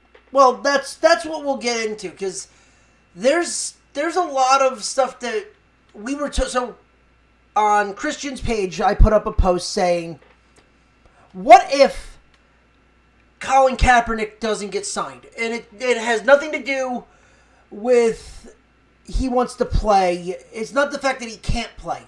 And it has a lot to do with the fact that they offered him a 1-year deal that wasn't enough, or whatever deal, and it wasn't enough money for him.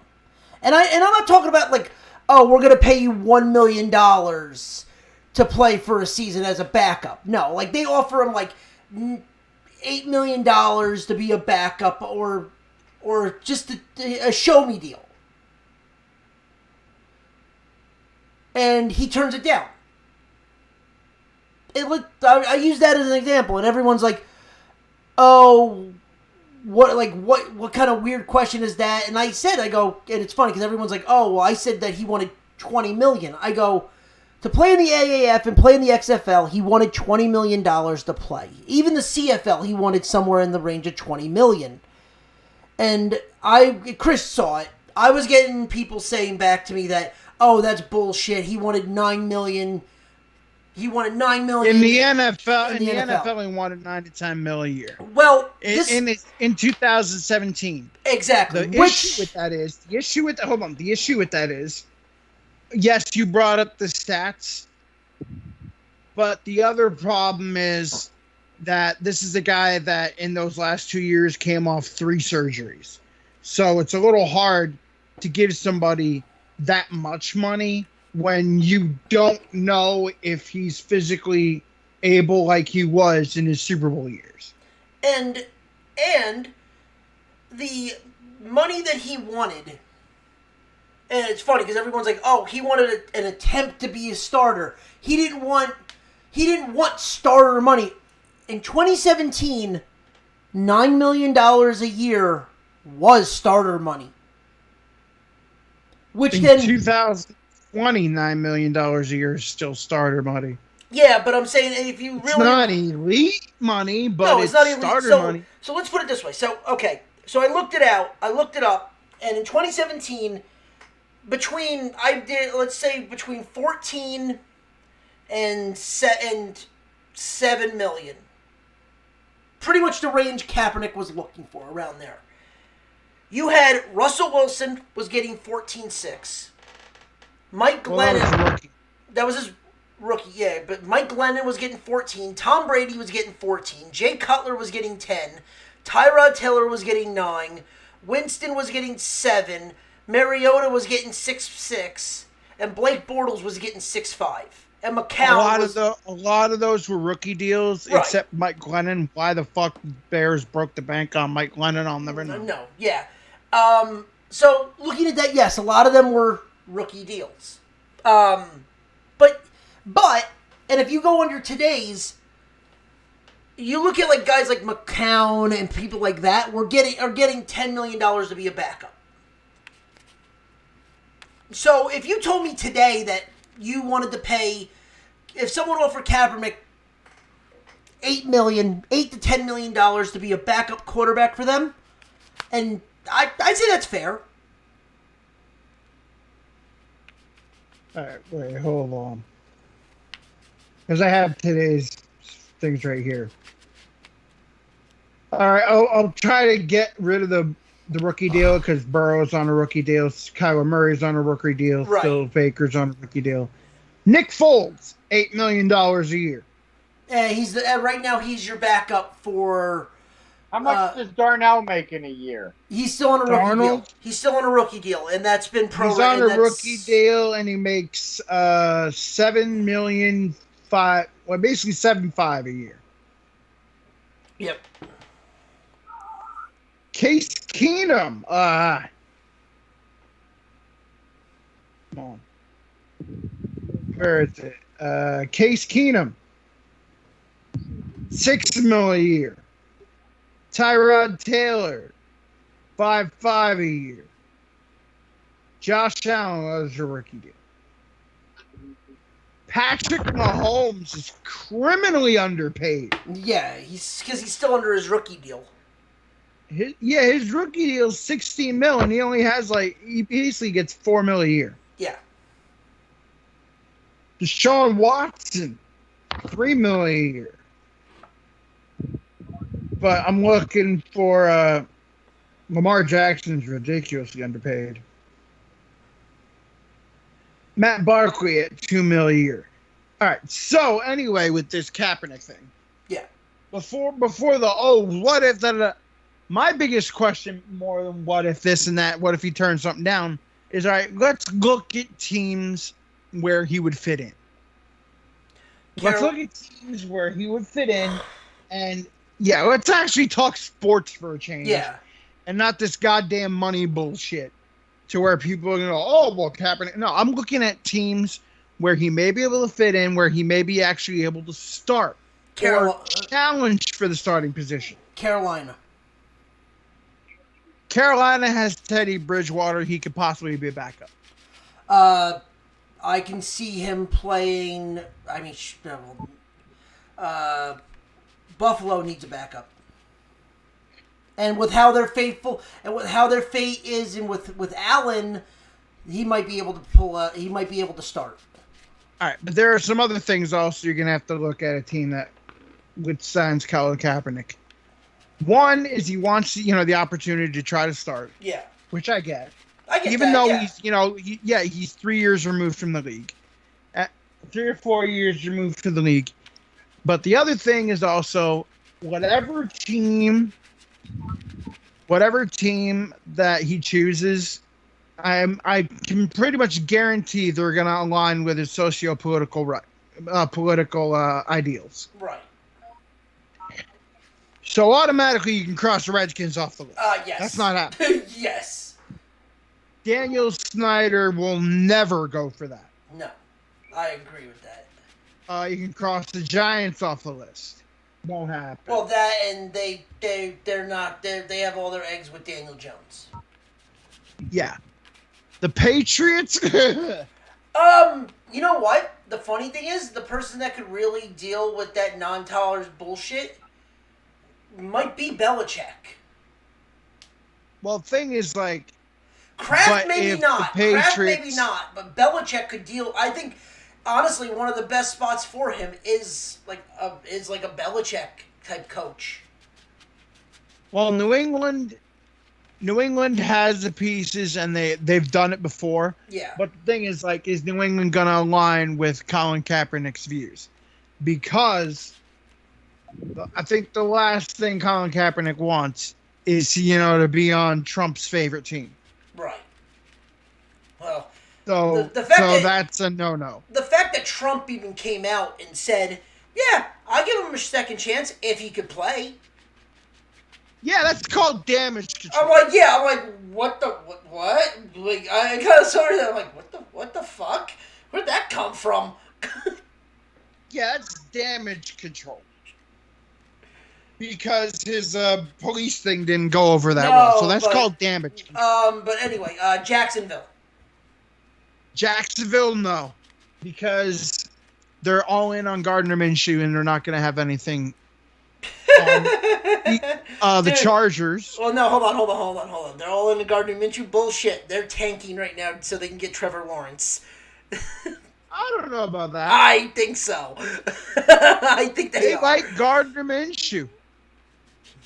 Minshew is not that bad.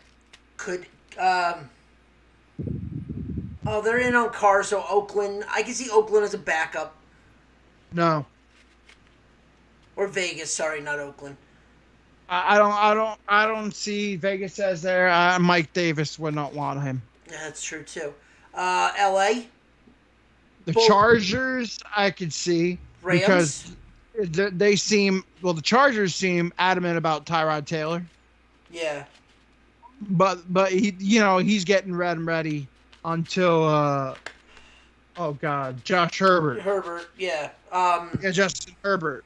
So they could squeeze out a year from Kaepernick, possibly. The Rams, no. Goff. That's true. Yeah, Goff is... The 49ers? Nope. No. They're all in on Jimmy G. Yeah, so... no. Indy's got Rivers. Rivers, that's not happening. And then they still have Jacoby Brissett in the winnings. So Yep. Denver, they got Locke. I mean, Denver, he could possibly contend, but yeah, they have Locke. They got Locke. I think Locke. Dallas? No, because Jerry. You serious? Dude, imagine He that. would never go. Dude, for imagine Jerry. that story. Imagine that fucking story. All of a sudden, he signs with Jerry and takes Dak Prescott's fucking job. Oh my god. Well, first off, if Colin Kaepernick signed with Jerry Jones and the Dallas Cowboys, number one, whatever, basically that would completely undermine all of basically his civil duties and all of his social activism shit he's done. It would completely undermine it. That I agree with. Yes. Yeah, that would completely undermine it because all of a sudden, you're going to the Taliban. Yeah. I got one for you. Give him a year with the clipboard. Could you see Cincinnati maybe taking a shot? No, Joe Burrow. No, that's what I'm saying. I'm saying, could you see Burrow, them being like, hey, we're going to do this, and Burrow hold the clipboard? No, Cincinnati's starting Burrow. Okay. Cincinnati is starting Burrow. You don't draft a guy number 1 overall and get rid of your starting quarterback that had a $16 million contract or whatever. To go, oh yeah, no, honestly, the only places. So the only places I really see him, I don't see him in Miami. I don't see him in Baltimore as a backup. Maybe I see him in Baltimore. He's a backup, Lamar Jackson. Yeah, as a backup, but not as a starter. Houston, nope. God. As a backup, no. Sean Watson. Detroit. Backing up Stafford, but backing up Stafford, but Stafford always gets hurt. Yeah, that's the thing. But again, I don't know if that would fit with him. And also another thing, if Kaepernick knows he's only going to get probably a short-term deal.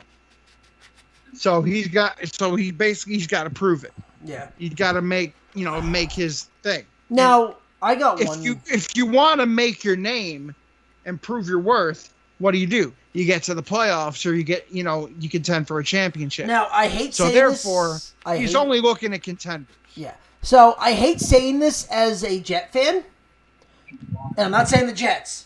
No, but you have Fitzpatrick that's getting paid a decent amount for a 1-year deal, and next year you're probably starting Tua. Could he go to Miami? Oh, they're starting Tua this year. You think they're starting Tua this year? I think they're going to have him. Nothing to lose. But I'm saying I think they might have him hold the clipboard. But here's the thing: could you see him going to Miami, keeping Tua as the guy holding the clipboard, and getting rid of Fitzpatrick if it's cheaper? No. No, Tua is going to start. Then the only places I really see him going is Baltimore, Carolina, Jackson, Carolina, because Rule would do good with him. Jacksonville. I know you say they're all in Minshew, but he can back up Minshew in Jacksonville, and the Chargers. Nah. All right. See, you're.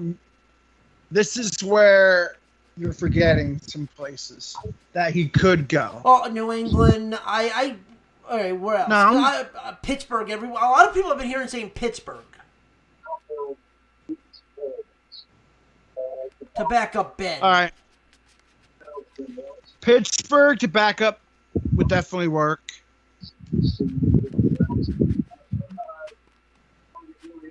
I heard a voodoo. No. Oh, there he is. No one's. It's just us three.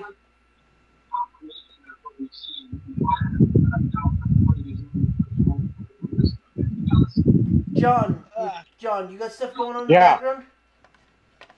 What's the matter? I was gonna say, you got stuff going on in the background? Because Christian's not on. Well, I had my TV on. Maybe it was too loud. I turned it down. Okay. Yeah, I got Skype over on the side. I would have told you if Christian was in. Yeah. Especially since we're talking Cap. Yeah, I know, right? All right. Anyway, so all right. So you're looking. All right. Carolina. Yeah, I agree with Carolina. Carolina, I could definitely see. Not New Orleans. No, because they got Jameis and Breeze. Atlanta, they have Matt Ryan and they have nobody else. I mean, So he could be a backup, possibly. Tampa backing up Brady, that would be hilarious. yeah, right. But then you move to the NFC North. And like I said before, he wants to make a splash, which means he wants to, go to the playoffs. Are you gonna say Chicago? So you're looking at a team that contends. That is one piece, basically a quarterback away from contending. If he thinks he's that piece, right? Now there's a team that has an offensive coach that has a damn great defense, but they couldn't get out. They couldn't get out of their own way offensively, and they fucked up. And that team is the Chicago Bears. I don't trust Foles. Foles gets hurt anyway. See, but my thing is I would say yes. They're out on Trubisky. But, They're Trubisky is like on last chance land. But I think they put too much money into Foles. I didn't. They just bought his one. They basically took his contract. That's it. So Jacksonville still paid that, so they still got him sort of at a discount. Yeah. But again, like I said, Foles is going to be hurt anyway.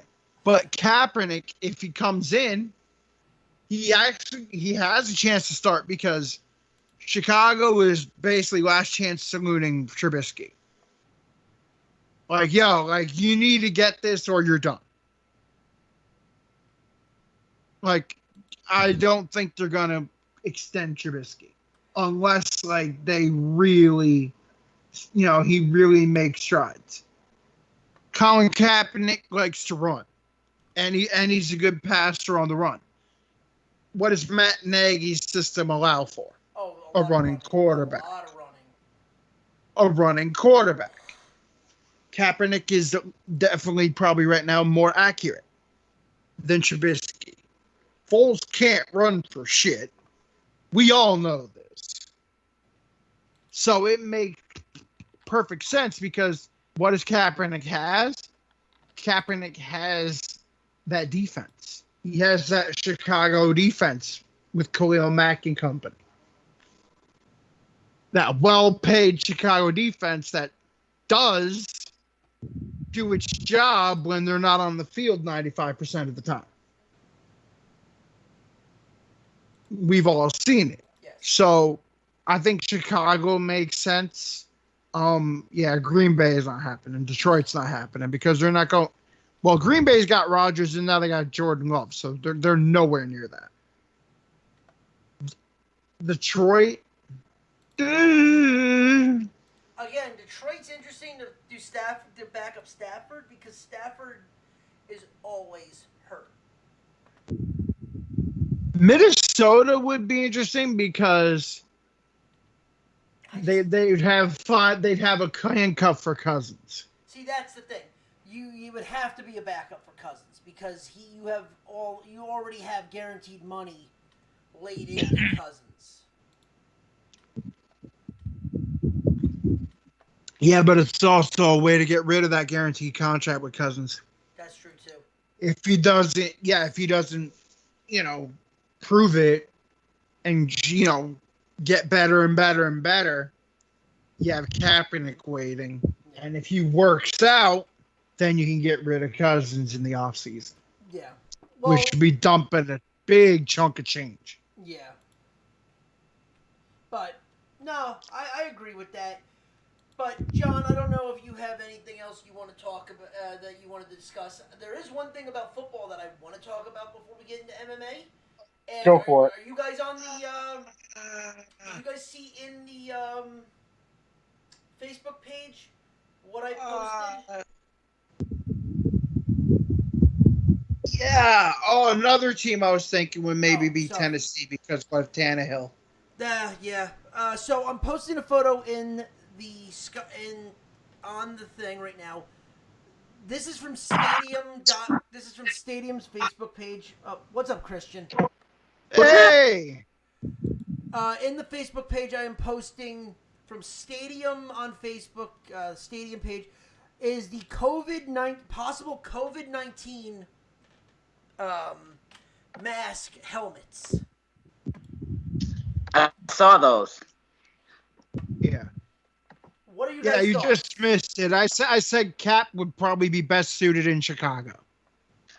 You think so? Yep, because I don't trust Foles.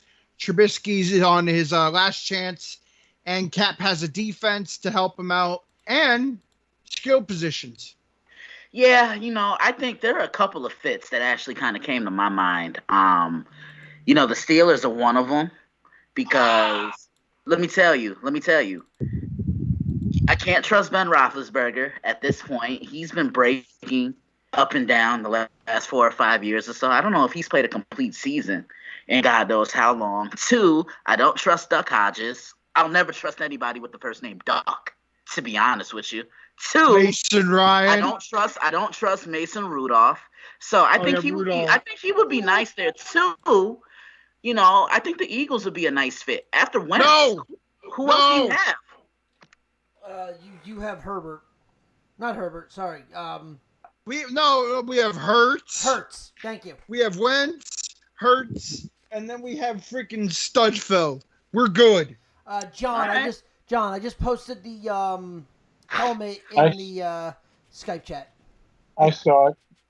Yeah, because Cap doesn't want. Remember, Cap wants a chance to start. That would never happen in Philly. That's true. His best bet is the Chargers. See, I think his best bet Chicago. I really think his best bet is the Chargers because of the position skill, the position players that they have around him. You have a running back that can catch the football out the backfield in Austin Eckler. You have a serviceable tight end over the middle.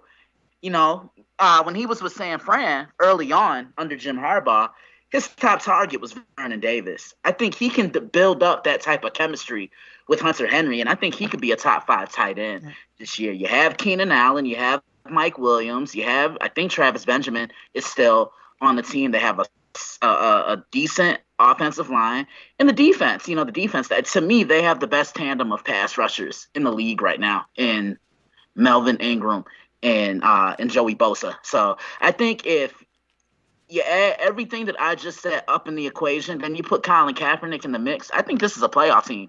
Now, do I think they'll surpass the Kansas City Chiefs in the AFC West? Hell no. Absolutely not. There's no way. There's no way that'll happen. But I think they could be competing for a wild card, one of the two wild cards in the conference. 3. They'd be probably competing with Denver and Christian, it would be 3. Oh, right. Yeah, I'm not used to that. I think Carolina would be a good fit for him. Or that too. But I don't like the position skill players that they have out there outside of Christian McCaffrey. I was just about to say, What else do they have? What else do they have? The best fucking running back in the game. Yeah, but other than that, teams load up the box and they take him away. Then who does he turn to? Oh God, what's his name? Robbie Anderson. oh God. Hey, I named a position player that's not Christian McCaffrey on the fucking Carolina Panthers. Give me credit for that. I mean, Chicago does have guys too. I mean, they got a good running back. Dude, Chicago's got more tight ends than receivers. They got Cole Kmet. They got Jimmy Graham. What? Jimmy Graham. Yeah, they got Tarek Cohen. He catches out of the backfield. they made some strides on that, get some skill positions because they know this is make or break for Trubisky. My thing with the Bears is this. I look at that first year under Matt Nagy. Teams didn't know what to expect.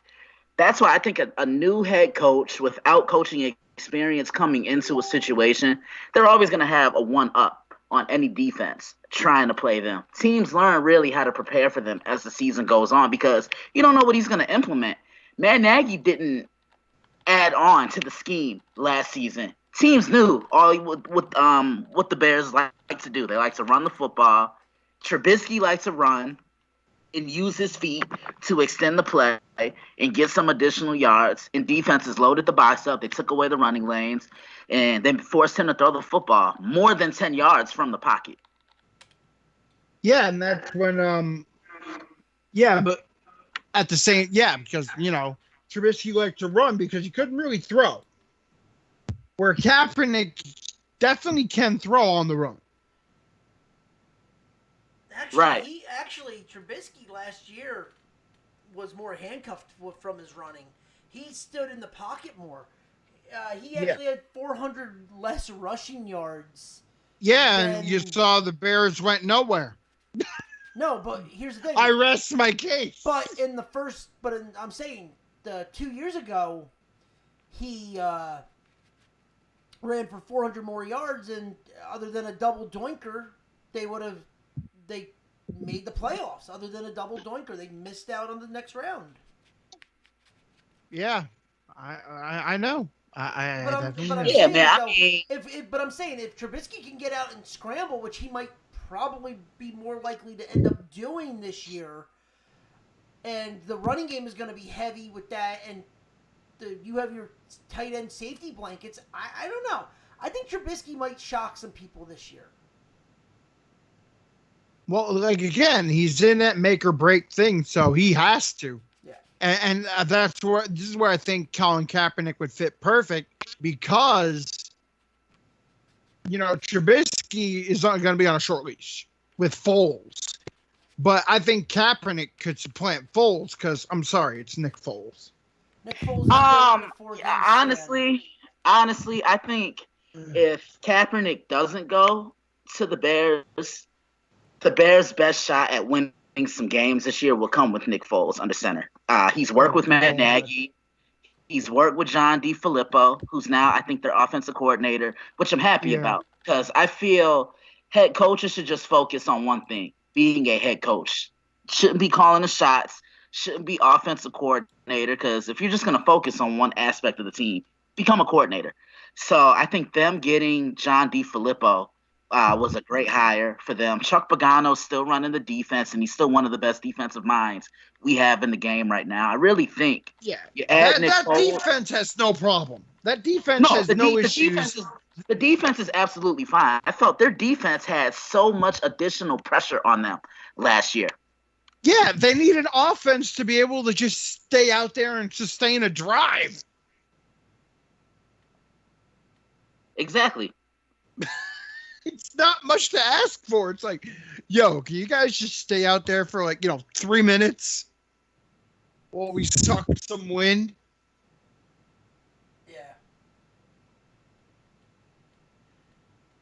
Yeah, man. Yeah. So, all right. Let's look at these COVID helmets here then. I like them. They look fucking Halo-ish. That's the funny part. It's like fucking Halo mask right there.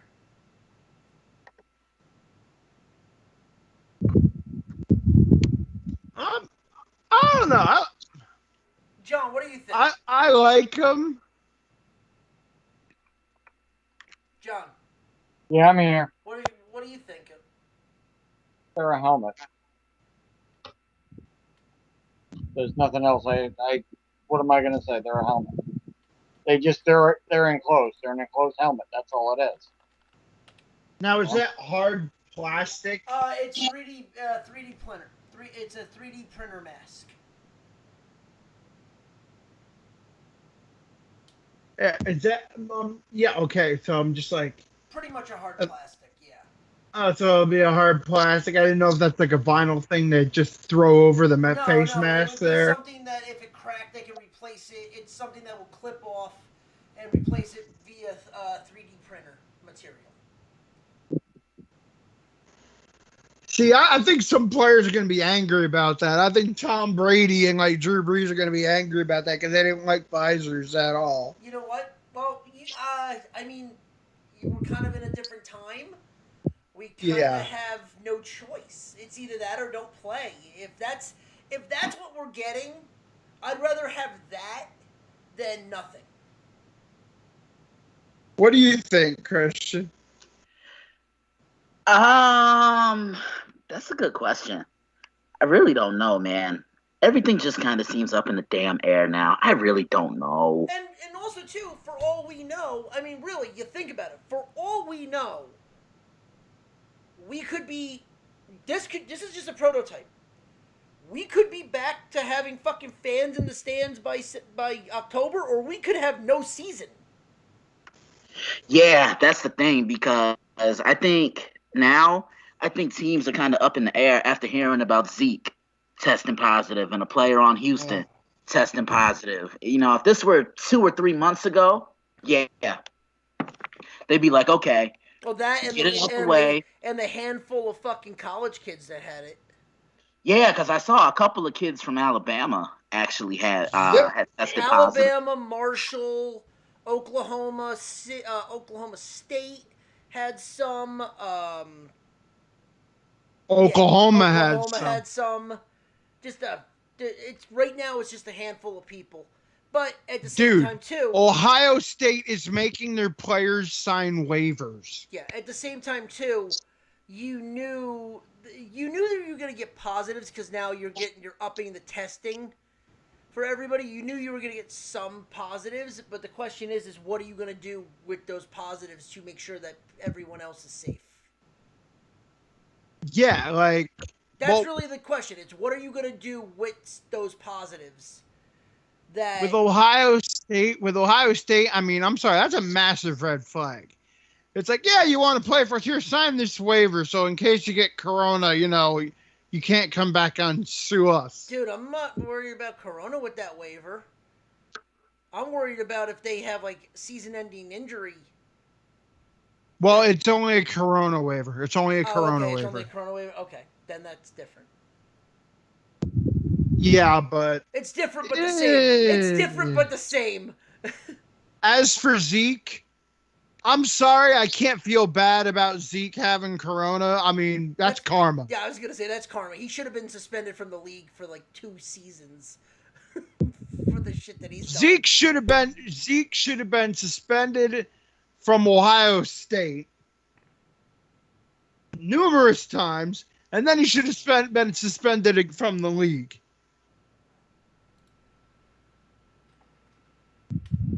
Yeah. You know?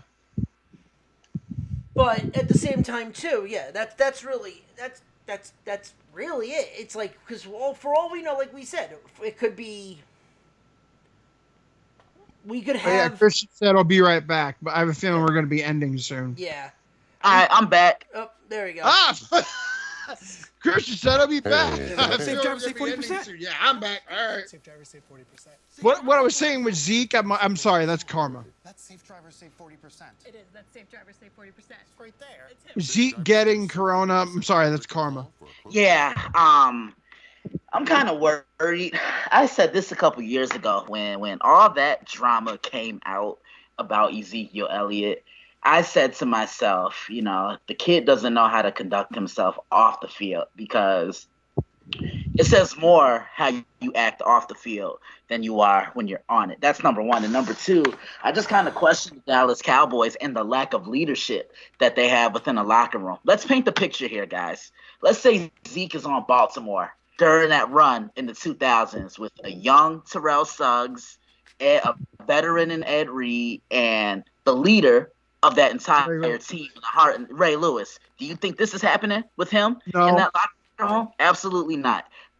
Let's look at the Giants. Those '07 Giants, the leadership that they had No. No. with Strahan, and you think this would be happening? No. New England, he Dude, wouldn't even Zeke have a would be job. He'd be fine cut.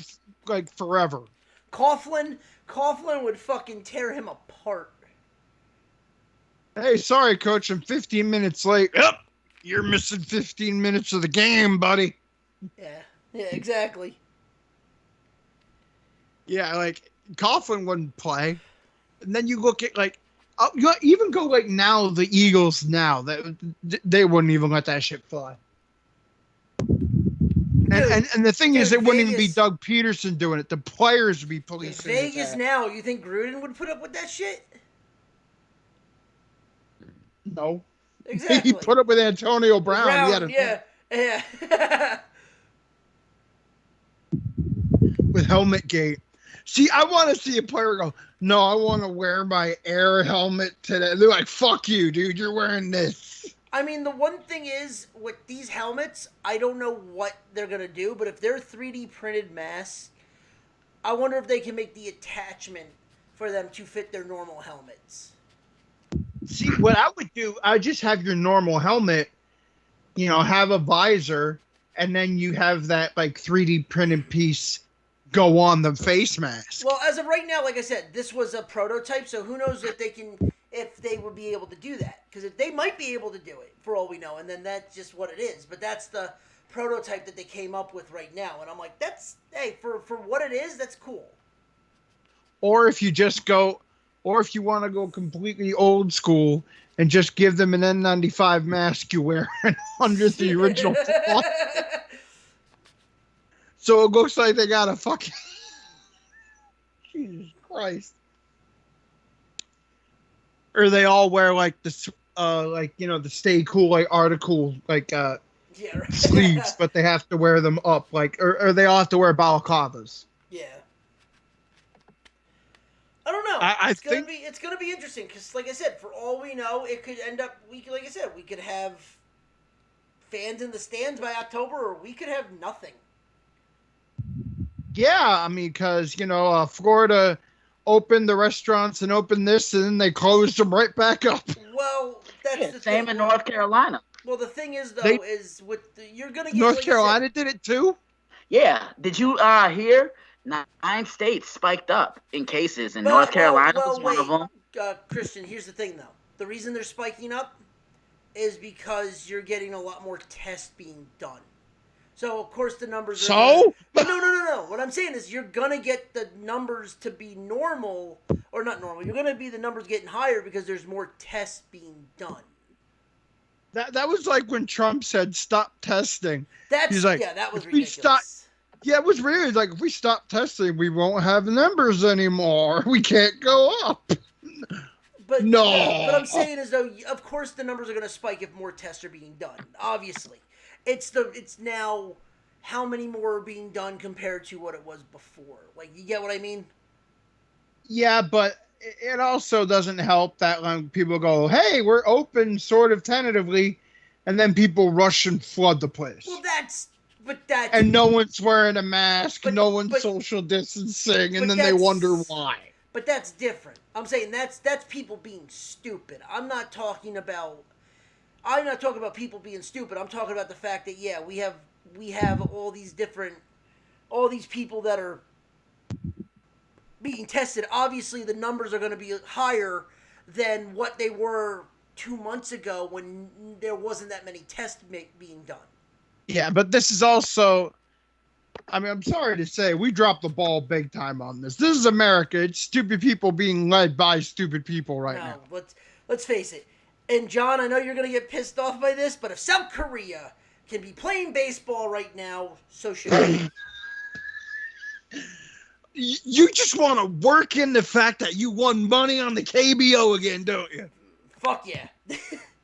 But no, I'm actually being serious. If South Korea has figured out a way, and Japan has figured out a way, and China has figured out a way to play baseball, and we haven't,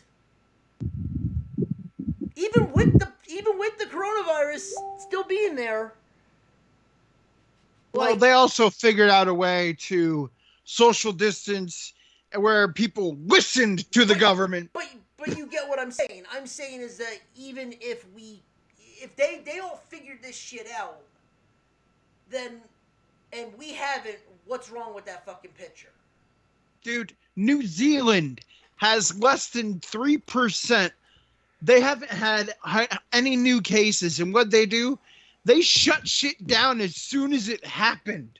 Well, and I'm looking at them like, my God. That's why Australia is allowed to have these massive gatherings at Australian rules football, because they shut shit down before any of it. Mm-hmm. They shut it all down, and all of a sudden now you got 50,000 people at an Aussie rules footy game. Well, what's funny is that around, I mean, it's funny because it's like the CDC is coming out and saying the transfer rate is less than 1, but yet we see all these spikes. So that's the funny thing. It's like, well, then what's right? Is it the spikes being right, or is the CDC wrong? What's right is we should have looked at what these other countries did and done it. Oh, I'm not saying that, but I'm saying is there's two different styles of numbers. People are saying, oh, we have these spikes in that, but yet the CDC has come out and said the transfer rate is under 1. It's only at 1 for 2 states. But we're pampered Americans to the point where people couldn't even stay inside for a week. Well, I mean, you're not wrong. Without bitching and pissing and moaning. You're not wrong there. But I'm just saying as though there's two sides. It's what numbers are correct. Do you get what I mean? Yeah, I mean, I'm sorry. We're a country right now where people are trying to get over National No Mask Day. All right. Yeah, well, I'm seeing people go in with no mask, and I'm even kind of being like, yo, okay, no. But anyway, yeah. Chris, you want to just save MMA for Saturday? Well, since it's going to be the only shit since it's going to be the only shit we're going to talk about. For best bets, yeah, because we're at the 3-hour mark right now. What's the card look like anyway, quick? We got Curtis Blade versus Alexander Volkov. Volkov? Yeah. Hold on. Let's the quickie. Okay. So Slappy 1, Slappy 2 throughout the entire card. Yeah, well, I got to pull it up first. Because apparently I want to hit UFC. It took me to shopufc.com. I'm like, no! Well, it opens up with I find it funny that Dana White basically said, when they're like, oh yeah, Amanda Nunes is thinking of retiring. He's like, I'll kill her. Although, because now they're building the divisions for her. And all of a sudden she's like, yeah, I'm going to retire. I'll kill her. Yeah, I'd be like that too. Oh yeah, and Jessica I needs to retire. Yes.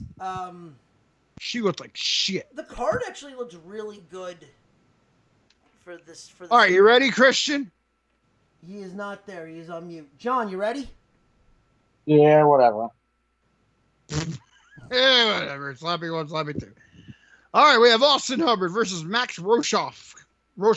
Give me Hubbard. Yeah, Hubbard. 1 or 2, John. Slappies. 2. All right. Well, he's undefeated, so you're not. Oh. It's his debut. In the flyweight, Roxanne Modafferi takes on Lauren Murphy. Modafferi. 2. I'm going Roxanne. He's going Lauren. All right. Roxanne. Oh, the steamroller, Matt Frivola taking on Frank Camacho. Give me Camacho. Yeah, Camacho. 1. 1. Excuse me. Courtney Cast Iron Casey takes on To Be Determined. Oh wait, did Gillian's not on this card? She's pulled. Who? Jillian Robertson. It was supposed to be Jillian Robertson, but I don't see it here. I don't know. Okay, they might have pulled her because she's on the ESPN card. Okay, so it's Courtney Casey, Jillian Robertson then? As of right now, yes. If that's the case, I'm going Jillian Robertson all day long. Sam. 1. I just wait. Slappy 1, Slappy like 1.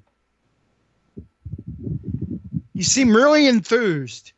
Like, you know my feelings about it. I don't give a fuck about these muscle-bound goofs Well, that was women. or muscleette goons, goonettes. Goonettes. But they're not as muscle bound as some wrestlers, but whatever. Yeah. There's a Mark difference. I enjoy wrestling. Andre. These guys don't. Well, fuck it. Oh yeah, WWE had a COVID scare. Yeah, go Mojo. Yeah. It was Mojo with it. He has it. Yeah. What Mojo has? One of the ninjas had it. He's wearing a Not mask fucking anyway. surprising, dude. I said the ninja law of averages is in play. Literally, one of the ninjas from the Performance Center had COVID and gave it to Mojo, apparently. Fucking ninjas, man. Dude, when they're shitty ninjas, they're really shitty ninjas. Which means anyone from Street Profits and Viking Raiders need to get fucking tested. Oh, God. No, the ninjas.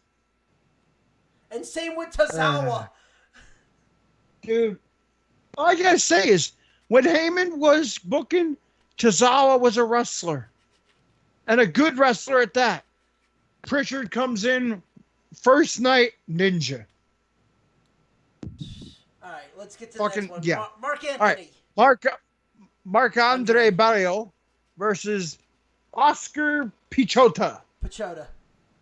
Yeah, I'm going to take Pichota. 2. Tisha Torres versus Brianna Van Buren.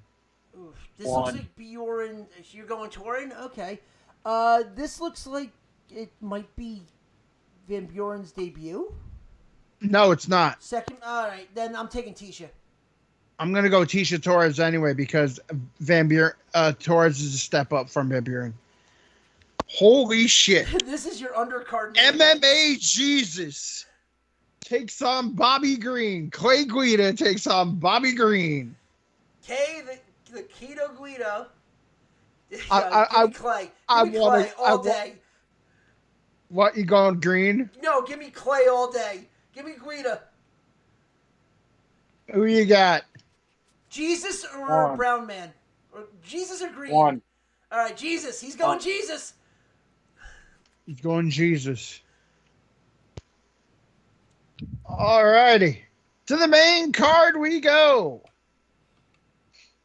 Jim Miller takes on Roosevelt Roberts. Give me Roosevelt Roberts. I'm taking... actually, give me Roberts. 1. Bilal Muhammad versus Lyman Good. Give me Bilal Muhammad. I'm taking the 2. underdog and give me Lyman. 2. Raquel Pennington takes on Marion Renault. I'm going Raquel Pennington. Pennington. Josh Emmett versus Shane Burgos. 2. Emmett. I think I'm going to go Burgos. Okay. Curtis Blades versus Alexander Volkov. I'm going Blades. 1. Blades. And there it is. All right, ladies and gentlemen, that was our show. We are about to hit the 3-hour mark, and with that being said, you can follow us on Facebook at the Nerdport Network on Facebook, at the Nerd Zone Podcast on Facebook. Follow us at Twitter at F and Ronnie. At Trips NXC. And the Zombie Master. Who is in a zombie mode right now. Pretty much. Are you just tired or? It's been a long week. I'm tired. I haven't eaten all day. I've been working on stuff upstairs with my mother. I haven't had a chance to sit down and eat. This is the first chance I've had to sit down, but I haven't eaten yet because we're doing the show, so I haven't eaten yet. I'm starving.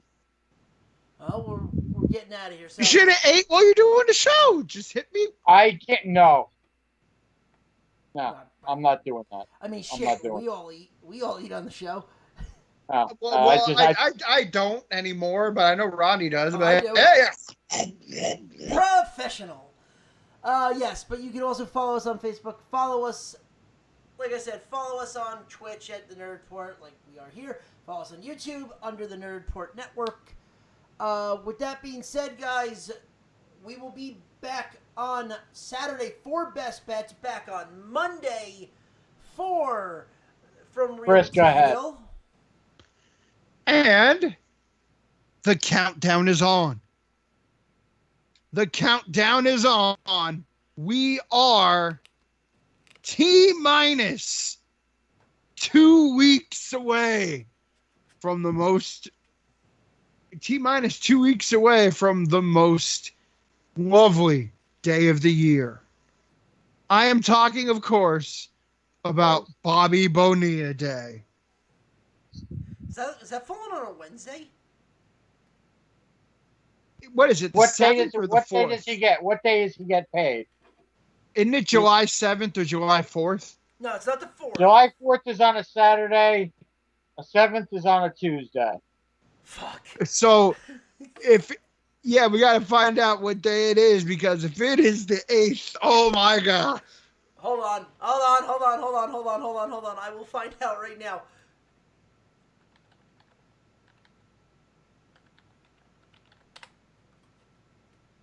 July 1st.